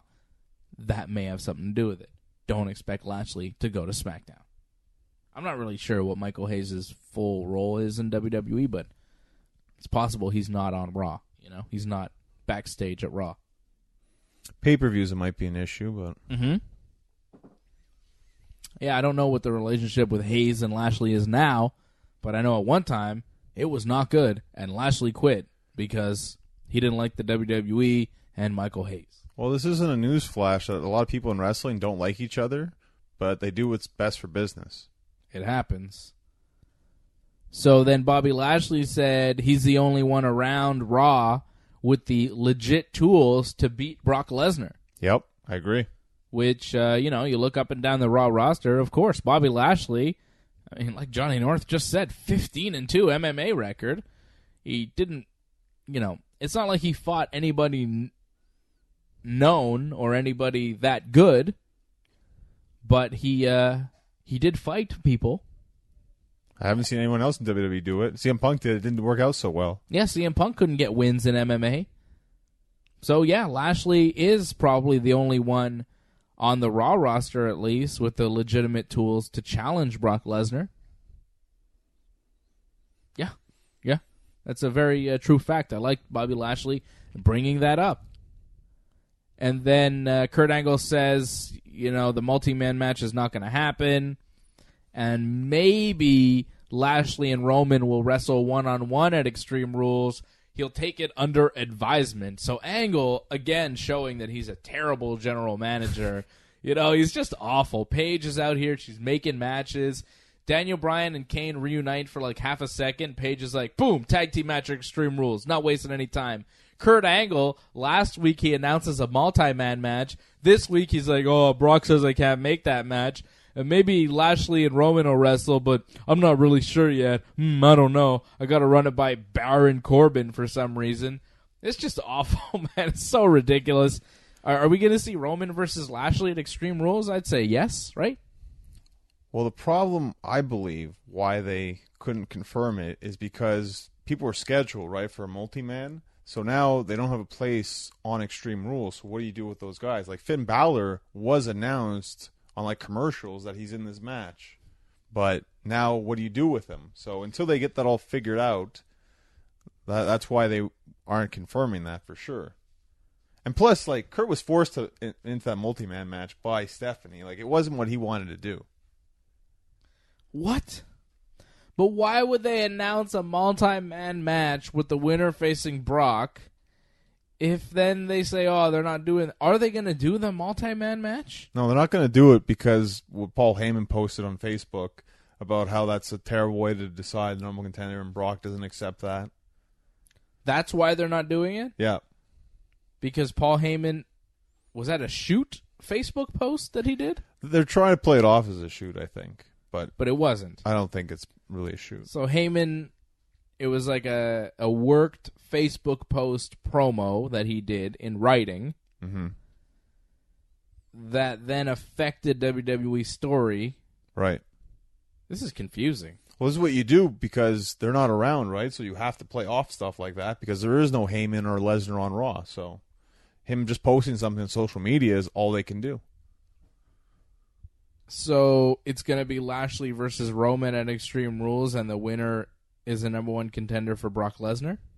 That's what it seems like. Maybe you throw Finn Balor in there, make it a three-way. I don't know. But why would you throw Finn Balor in there? He doesn't seem to fit. Finn Balor this week teamed up with... What did he team up with, Baron Corbin? Well, because Kurt made it like a nightmare tag kind of match because Braun wanted to team with Kevin. Yeah, which I liked. I thought that was really funny. Braun Strowman saying, I did terrible things to Kevin Owens last week. Oh, wait, sorry. I did terrible things to Kevin Owens last week, and he still wants to be my friend, so maybe he shouldn't get these hands. Maybe we should be friends. Let's be a tag team tonight. And Angle's like, okay, who do you want to be your partners? He's like, how about these two guys? And Finn Balor and Baron Corbin were just there. So they had the tag match. And Kevin Owens and Braun Strowman won by countout when Finn and Baron couldn't get along and fought on the outside. Owens went to shake Braun's hand after the match, but Braun scared him, and Kevin Owens ran away. And then Braun chased him for some reason. I thought they were friends. I don't understand why Braun's being such a jerk. To me, being a jerk was that fat line that he said about him. That was pretty rough. I don't remember that. What did he say? Because he was looking for him, and he asked some guy, did you see Kevin? Who's that guy? And he's like, you didn't see a guy who looks like he has a bowling ball underneath his shirt? Oh, yeah. That's terrible to say something like that. How come you can't fat shame Nia Jax, but you can fat shame Kevin Owens? Because Braun Strowman's cool. That's why you can do that, I guess. I guess it's because she's a lady. But, the whole Alexa Bliss thing is about, Nia and Alexa saying she's big and this and that. And, that's a heel thing to do. But when you make fun of Kevin Owens, it's like a fine babyface thing to do. It makes no sense, really, WWE. Good job there. And more that made no sense, Kevin Owens, he's just trying to be friends with Braun Strowman. He's just trying to be cool. And then Braun Strowman finds him in the parking lot, and Kevin Owens is like, hey, where's my car? And then Braun's like, there's your car. And he flipped his car. He had his car flipped, and Kevin Owens is like, what'd you do that for, Braun? And Braun's like, ha, ha, ha, I flipped your car. Braun's just a jerk, man. Braun Strowman is a jerk. I don't like him. He's being really rude to Kevin Owens. I don't know why he had to do that, but it really didn't make a lot of sense. On the one hand, Braun's like, yeah, I want to be friends with Kevin. I kind of feel bad for him. Then they win a match together, and then after they win the match together, Braun's like, yeah, I hate this guy now. I'm going to flip over his car, and I want to beat him up. What's the motivation for Braun Strowman? It doesn't really make sense. Hey, he's a cool, good guy. I didn't think that was very cool, though. I thought it was uncool of him for being so mean to Kevin Owens for really no reason. It's uncool. Well, you're not going to like what happens at Extreme Rules because apparently it's going to be Kevin versus Braun in a steel cage. So it's going to be a long night for Kevin. Oh, steel cage. Yeah. All right. I'm all right with that. I guess Roman and Bobby will be Extreme Rules. I suppose. That could be pretty good. People might be surprised that I just said that, but I think it could be pretty good. In an Extreme Rules match, Roman and Bobby, they both have a lot to prove. We'll see. Bobby hasn't done much so far in WWE. That's what I'm saying. He's got a lot to prove. And to me, he has to win. Him against Lesnar's the match we have to see, not Roman. I understand what Meltzer says, but Lesnar and Lashley, come on. It's a match I would prefer. I would much prefer seeing Lesnar-Lashley at SummerSlam for the title than Roman and Lesnar again. We've seen it so much. I cannot get excited for that. We might never get Lashley versus Lesnar, but we have an opportunity now. Don't waste it. I say you do Lashley versus Lesnar at SummerSlam, have them have a knockdown, drag-out fight, put Brock over in about 10 minutes, and then have Braun Strowman cash in Money in the Bank, take the title from Brock, and Brock goes away to the UFC, serves his suspension, starts training camp. Maybe we never see him in WWE again. Maybe we do. Whatever. Braun Strowman's your new Universal Champion, cashing in Money in the Bank. He's got to cash in sometime, and if Brock's only around every so often, you got to take these opportunities when you can get them. You got to take that title off Brock Lesnar. It's been over a year that this guy's been champion. It's ridiculous. It's ridiculous. He better drop the title at SummerSlam. Like, it's too much already. The longest reigning WWE heavyweight champion since Hulk Hogan in the 80s. It's crazy. Take the title off this guy. Give it to Braun. Braun deserves it. I just hope we go down this route. I just fear that because Roman's not involved, you got to throw in Roman somehow. I mean, I don't mind making it a triple threat. It's not that bad if you do that, but I have a hard time believing Roman's not going to be involved in some capacity. I think WWE's going to have a hard time convincing us Braun Strowman isn't going to cash in at SummerSlam. Like, everybody's going to be expecting that. How do they do it where it's like, oh, I didn't see this one coming? At this point, I don't think it matters. You just got to get it done. I think what you should do is, like, say it's a triple threat. Okay. Say Roman and Lashley has an inconclusive finish, and it'll be Roman and Lashley against Brock at SummerSlam. All right. Braun Strowman should show up on Raw and say, if Brock Lesnar's going to be at SummerSlam in a match, I'm in that match. I'm cashing in Money in the Bank. And it's just a four-way. Which we thought from the start, so. Yeah, sure. Right? Makes sense. And it was like that last year, too. Best match last year, by the way. Who was it again? It was Braun, it was Roman, it was Lesnar, Samoa Joe. Right. Great match.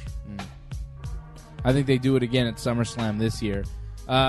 We got to talk about No Way Jose and Mojo Rawley because I have some thoughts on these guys. We'll also talk to you about James Ellsworth and a big match that he has coming up. It is Wrestling Uncensored. We're right here on TSN 690. You're listening to the Ringside Report with AJ Styles, the phenomenal one. Hey, this is the Heartbreak Kid, Shawn Michaels, and you are listening to Wrestling Uncensored. Hello, everyone. This is Raymond Rougeau, and you are listening to Wrestling Uncensored. All right, welcome back. It is Wrestling Uncensored. I'm Dave Simon. He is Johnny North. WrestlingUncensored.net is our website. Follow us on Twitter. Follow me at Dave Simon MMA on Twitter and Instagram. Same handle for both, Dave Simon MMA. And you can follow Johnny North at Genesis Johnny North on Instagram and North Genesis on Twitter. Very, very complicated for you. Johnny. Oh, no, it isn't. Yes, it is, Johnny. Seth Rollins and Dolph Ziggler wrestled in the main event of Raw this week. I thought SmackDown was a good show. I thought Raw was not. It's like it usually is, right? Yeah. Rollins and Ziggler ends by disqualification when Drew McIntyre attacked Seth. Ziggler retains the title in this match. Roman Reigns showed up to make the save. I guess we'll see on Raw this week, Roman and Seth versus Dolph Ziggler and Drew McIntyre. And more than likely, I think Rollins, Ziggler for the IC title, again in Extreme Rules. Yeah. Makes sense. Don't care.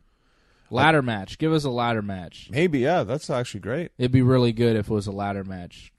Any other style of match, I feel like won't be that exciting. But I feel like those two guys would tear it up in a ladder match against each other.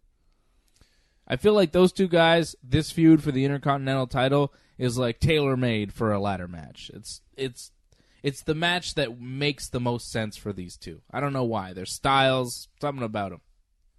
Yeah, but they do like putting someone in a cell, and you have Drew McIntyre, so maybe they lock McIntyre up in a cell and do that kind of match. Where he's like suspended above the ring. They might do that. That's terrible. I don't want to see that at all. Maybe they'll do a chairs match. This isn't TLC. Oh, right. It's Extreme Rules. Give me a ladder match then. It's the best match they could do, without question. How about a thumbtack match? Yeah, right. No Way Jose came out to the ring for a match. Mojo Rawley showed up and says Jose doesn't deserve a rematch. And then cut a promo on one of the guys in Jose's conga line. Not one of the big jacked guys that look like wrestlers. Mojo picked the little guy in the conga line. And then Jose went to confront Mojo and got dropped with a forearm, and then Mojo walked away. This is something that shouldn't be on TV. Mojo Rawley and No Way Jose in a feud is just such a low point on Raw where there really are very few high points. But this was just... I don't know what they're trying to do. They're trying to make Mojo into something. They're trying to make Jose into nothing. But it's just... I just can't believe that they're still spending so much time on TV with these guys. Like, last week they had a match, and then this week they have a promo? Like, really? 3 hours, they got a lot of time to fill, but this is ridiculous. Well, they have them around, too. They're not just going to be backstage doing nothing. I mean, they're there for a reason. Why? Because then it's a waste. Like, might as well use them for something. They have so much TV time. You have all this talent. Use it. I mean, yes, it wasn't that great, but you didn't even have a match. I mean, what do you expect to happen when you're given that? Just go out there and like, oh, I don't want to have a match? It couldn't have been any better.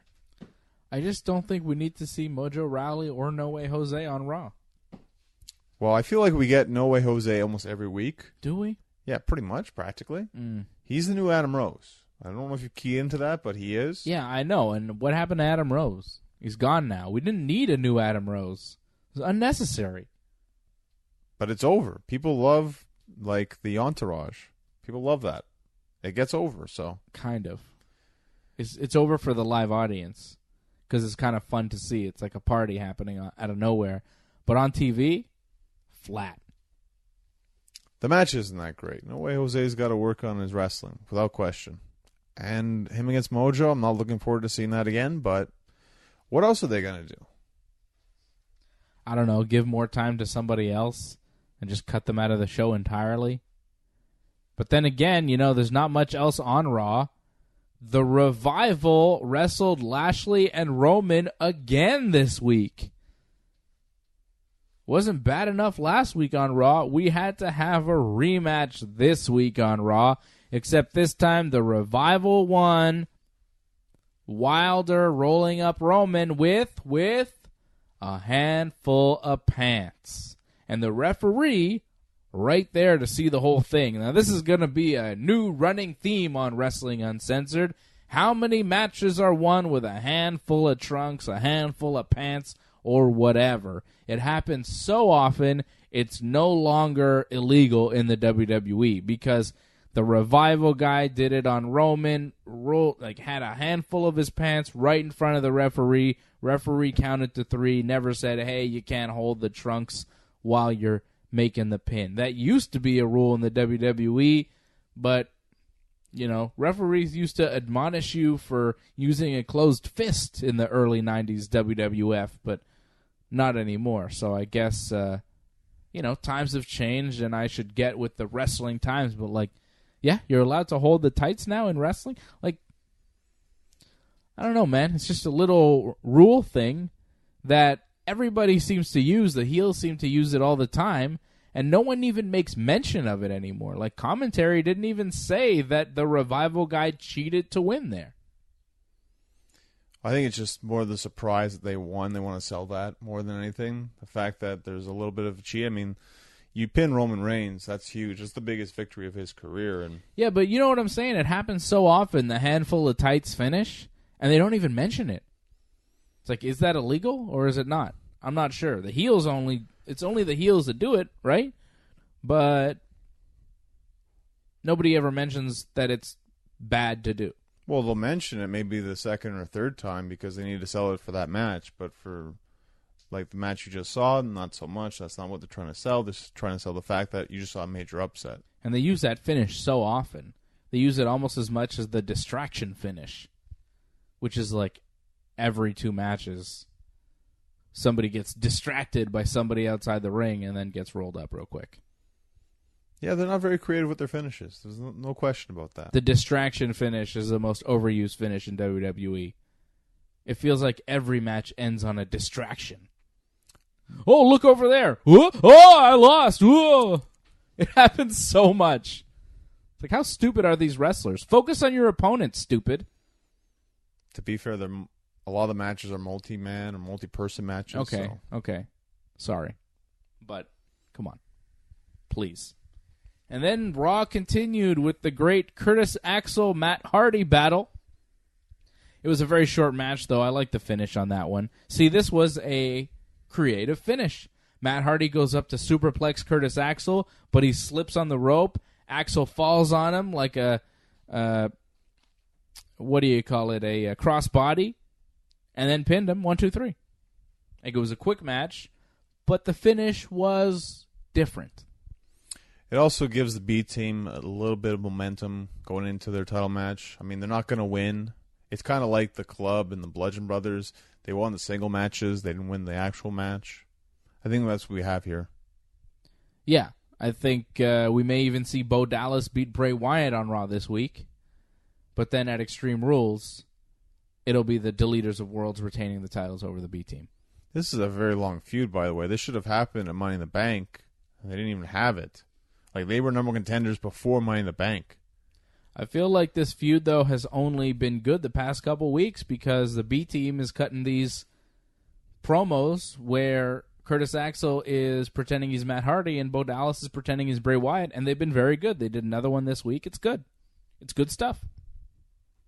So far, wait and see. I mean, how good can it get, though? I feel like we've already reached the limit to how good this can be. By the way, weren't they like choking on smoke and then they come out through the curtain and like they're fine? Like, they didn't sell that at all. Well, they caught their breath. They got out of the smoke. Right. I'm just saying, it feels like when people come out, Mandy Rose did it too, where you don't sell the fact something happened in a promo. You just come out and just do your entrance as usual. Like, they're like robots when they come out. I don't get it. I think maybe they pre-taped that promo and they forgot what they did. I guess. Yeah, it doesn't make a lot of sense. The Authors of Pain beat 2 jobbers in a squash match and then beat them up after the match. The Authors of Pain resurfacing on Raw.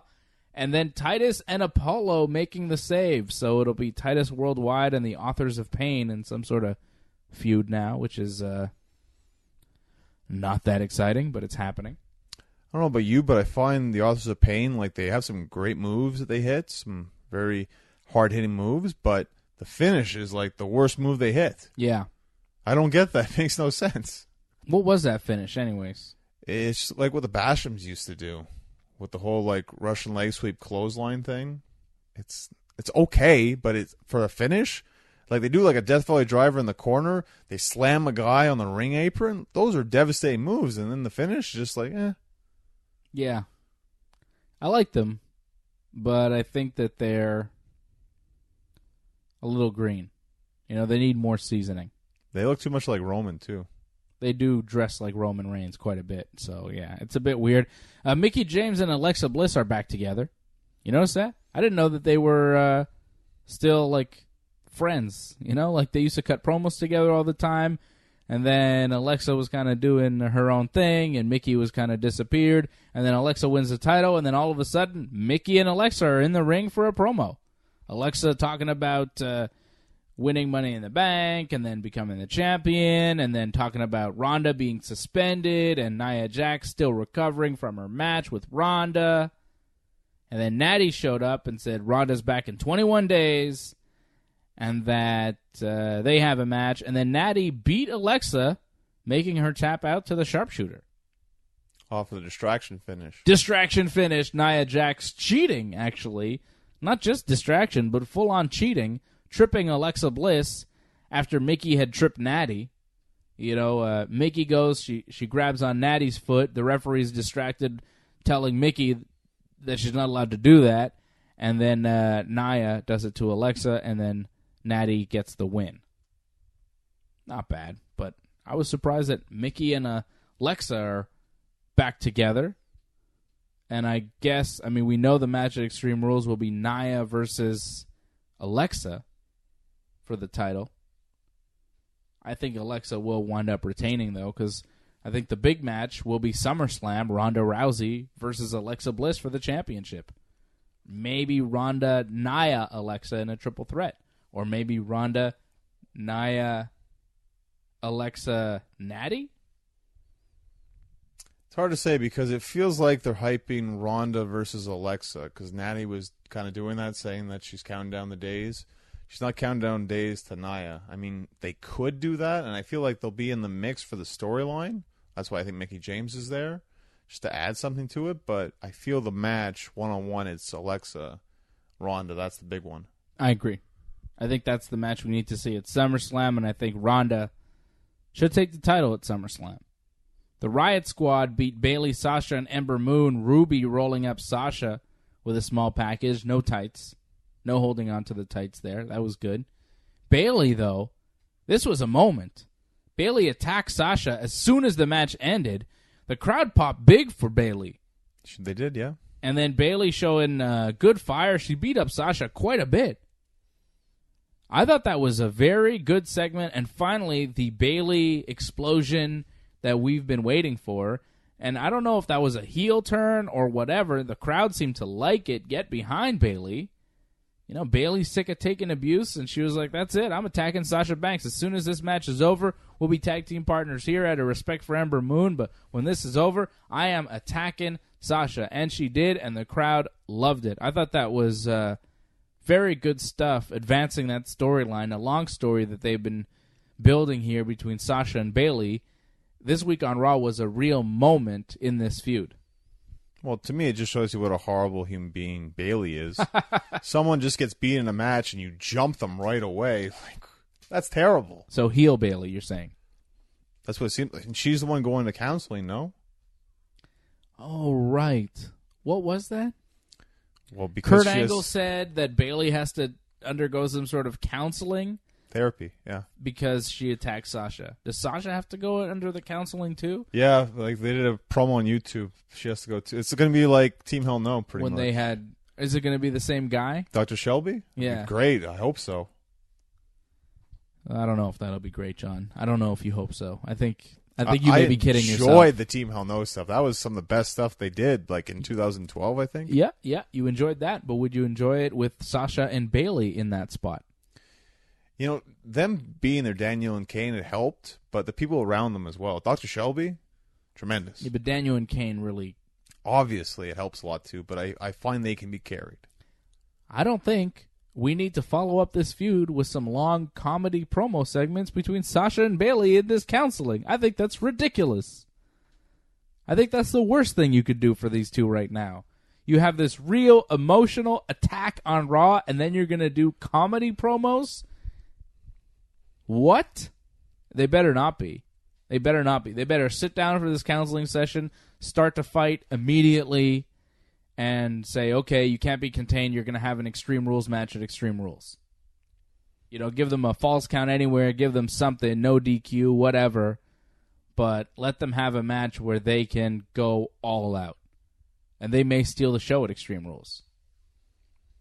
You're kind of waiting for that to happen, but it hasn't happened yet, and it feels like it's been forever. We've been going with nothing happening. Extreme Rules. This is the time to do it. Because SummerSlam, there's going to be too much happening that they won't really have the space to shine. But Extreme Rules, what's the big match there? AJ and Rusev? What's the big match at Extreme Rules? It's Sasha Bayley, Extreme Rules. The brawl to settle it all. The war to settle the score. Now wait and see. I don't know. I have a hard time believing that we're just going to turn to that. I think they're going to try to team up, but we'll see. We will see. We will see. Were you surprised by Sanity, this new group that debuted last week on Smackdown? They had their first match this week.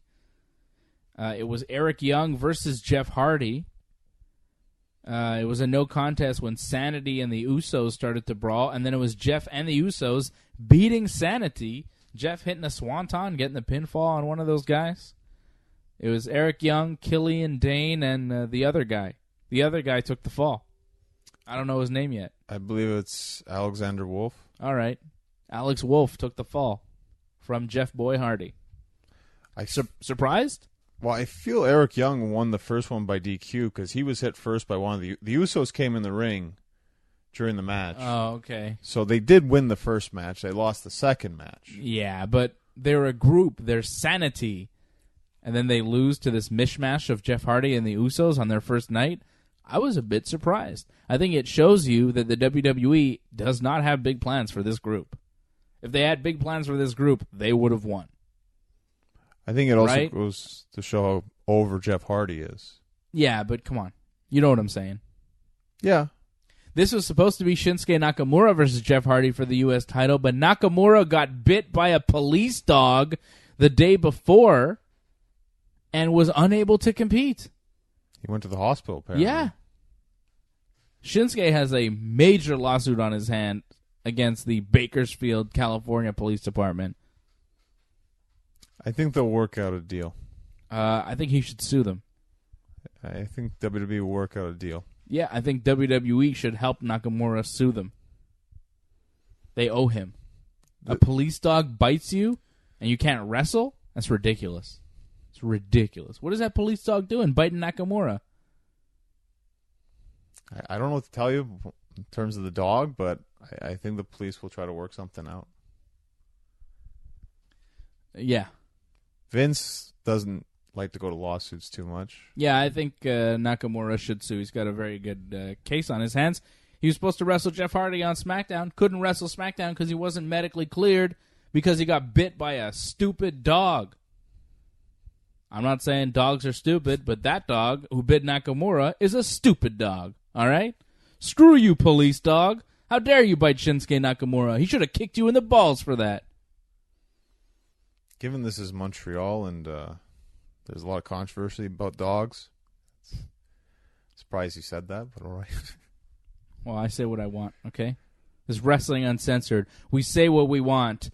James Ellsworth cuts an in-ring promo calling out Asuka. Paige says, hey, you know, Asuka's not here tonight, but she will be here next week, and you will wrestle her. An intergender match coming up Tuesday night on SmackDown. It will be James Ellsworth versus Asuka.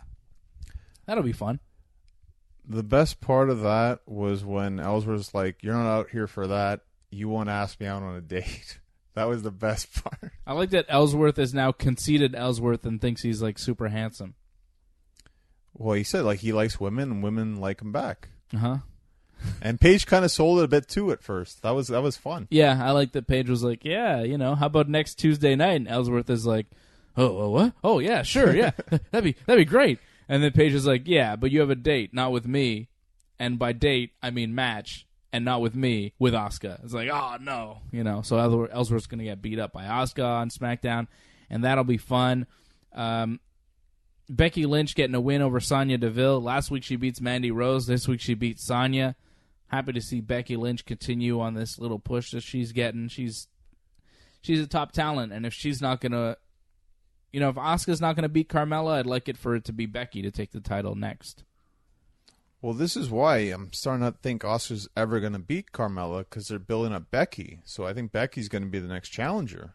So more than likely, I think Carmella is going to retain at Extreme Rules somehow, some way. It does feel like they're building up Becky. And that's fine. It sucks for Asuka, though. Like, where do you go with her after this? If she loses again? I don't know. Oof. I don't know. Maybe she beats Sonya Deville and Mandy Rose next. She already did that. Yeah. In a handicap match. I know. I don't know what they're doing with Asuka. Maybe she'll feud with Naomi and Lana or the cast of Glow. Did you see that on SmackDown? Some of the women from the show, the Netflix show Glow. Not Awesome Kong. They were, no, not Awesome Kong, but some of them were there to promote the new season, which is on Netflix, which I guess we'll both watch, right? We should, yes. Is that on? Is that up yet? It just came out, I believe, this week, yeah. Wow. Okay, so I haven't seen that yet. You haven't seen that yet. Season 2, we'll definitely watch it. They were on SmackDown. Naomi and Lana were arguing about who won their dance-off, and then the cast of Glow kind of convinced them to be friends. And that sucked. It wasn't a good segment at all. It was a very bad promo, really crowbarred in there to promote the show. And it was bizarre, too, the placement on SmackDown. Jeff Hardy does this promo where he's backstage and he's upside down, and then he goes to the ring for a match, and then you have this long promo backstage with Naomi and Lana, and you're like, well, isn't Jeff Hardy in the ring? Like, isn't he supposed to wrestle? And then after that long promo, then Jeff Hardy wrestles, and then he wrestles again in another match. Jeff Hardy must have been in the ring for like 45 minutes. It's ridiculous. Well, why was that promo? Why did they send Jeff Hardy to the ring and then air the promo with Naomi and Lana and the cast of Glow? What was that? It was really weird placement on the show. It's like, oh, there's Jeff Hardy. He's going to the ring for a match. Hey, when's that match happening? Where's Jeff Hardy? Where'd he go? It's like they forgot about him. Well, no, you've been to a live show before. It's kind of like dinner theater. Like, you come out, the lights are on, everything, then the lights go off, and the guy's still in the ring, but it's all on the screen pretty much. Yeah, but but just in there. What they're showing on the screen is like what happened last week with this guy who's in the ring, and then the guy in the ring is just in the ring watching. It's not like, hey, let's go to something completely different for a while, and then, oh, yeah, we'll go back to the ring eventually. Well, that's what happened. Jeff Hardy's just waiting there, hanging out. I wonder what he was doing. Like, for the live audience, I wonder what he was doing for them. I wonder what was going on. It's kind of weird. Probably just watching the promo. It's just a little bizarre placement there on the show. And I just wanted to give a shout-out to Rusev and Xavier Woods. I thought they had a really good match on SmackDown this week. Xavier Woods, I feel like, is better every time he goes out to the ring. The guy's very good. I'm a big fan of Xavier Woods. I think every match he has it just gets better and better. He's excellent. But I was confused by Rusev afterwards. He cut this, like, heelish promo on AJ Styles. Are they building Rusev back into a heel for this feud with AJ? I think they just changed the direction. It felt like the week prior it was going to be more like a face versus face kind of match. And then they're like, nah, we still want you to be with Aiden English, so put over Aiden, feel sorry for him. Sympathy. Yeah, last week it felt like babyface versus babyface. Rusev shook AJ's hand. There was respect. Aiden disrespected AJ, so AJ punched him, and Rusev was like, hey, Aiden, why'd you disrespect AJ? Yet this week on SmackDown, it was like, hey, AJ, why'd you punch Aiden? I'm going to get you. I'm going to crush you. I'm going to ba-ba-ba-ba-ba. And it was like very old-school Rusev promo, not really Rusev Day promo. It wasn't babyface at all. It was weird. Because he never really turned face, and maybe they don't want that quite yet, that he's actually turned face yet. So maybe they're waiting for the match to do it. But going into the match, he's going to be the heel. But like strong heel. Yeah, but that's fine. But he was not working as a strong heel for the past several months. Right? Like it's a departure from the character that he's been doing for the past several months. The promo on SmackDown this week was unlike any promo that he's done for the past, say, 3-4 months. But he's got to change it up. If you're going to believe he's going to become WWE champion, if you're going to believe he's going to be AJ Styles, he needs to be a lot more ruthless. I don't know about that. I think just Rusev as the guy who's beloved, who's going into this match because he wants to be WWE champion. He's got respect for AJ, but he wants to take that title, and the momentum is on his side. The fans love him. I think that Rusev is believable going into Extreme Rules. If anything, I think this new heel Rusev, this hokey, over-the-top heel Rusev, is less believable to beat AJ because this character is not a character you believe to take the title away and take the top spot. Less believable. Well, instead of having Warrior versus Hogan, it's Hogan versus Sid, pretty much. That's what we have. And you knew Hogan was going to win. Well, he didn't beat Warrior, did he? No, that's what I'm saying. In the babyface versus babyface, it's harder to predict. But now that Rusev is a full-blown heel all of a sudden, it's like, oh yeah, AJ's got this. There's no way Rusev's taking the title. We didn't think he was going to take the title last week, but I know he's not taking the title this week. There's no chance. Just the way they've been booked. Johnny, people can book you. When can people see you in the ring next? No idea. No booking yet, unfortunately. Wow. Yeah. Well, book him then. At North Genesis on Twitter. At Genesis Johnny North on Instagram. Book Johnny North. You can book me at Dave Simon MMA on Twitter and Instagram. I'm doing a special giveaway on my Instagram, so go and follow me for the details on that. WrestlingUncensored.net is our website. And, of course, check out our YouTube channel. All the shows, everything on youtube.com/ringsidereport.net, youtube.com/ringsidereport.net. And we're on iTunes and Google Play. Subscribe to us on iTunes. Leave a comment. Give us a 5-star review on iTunes. Subscribe.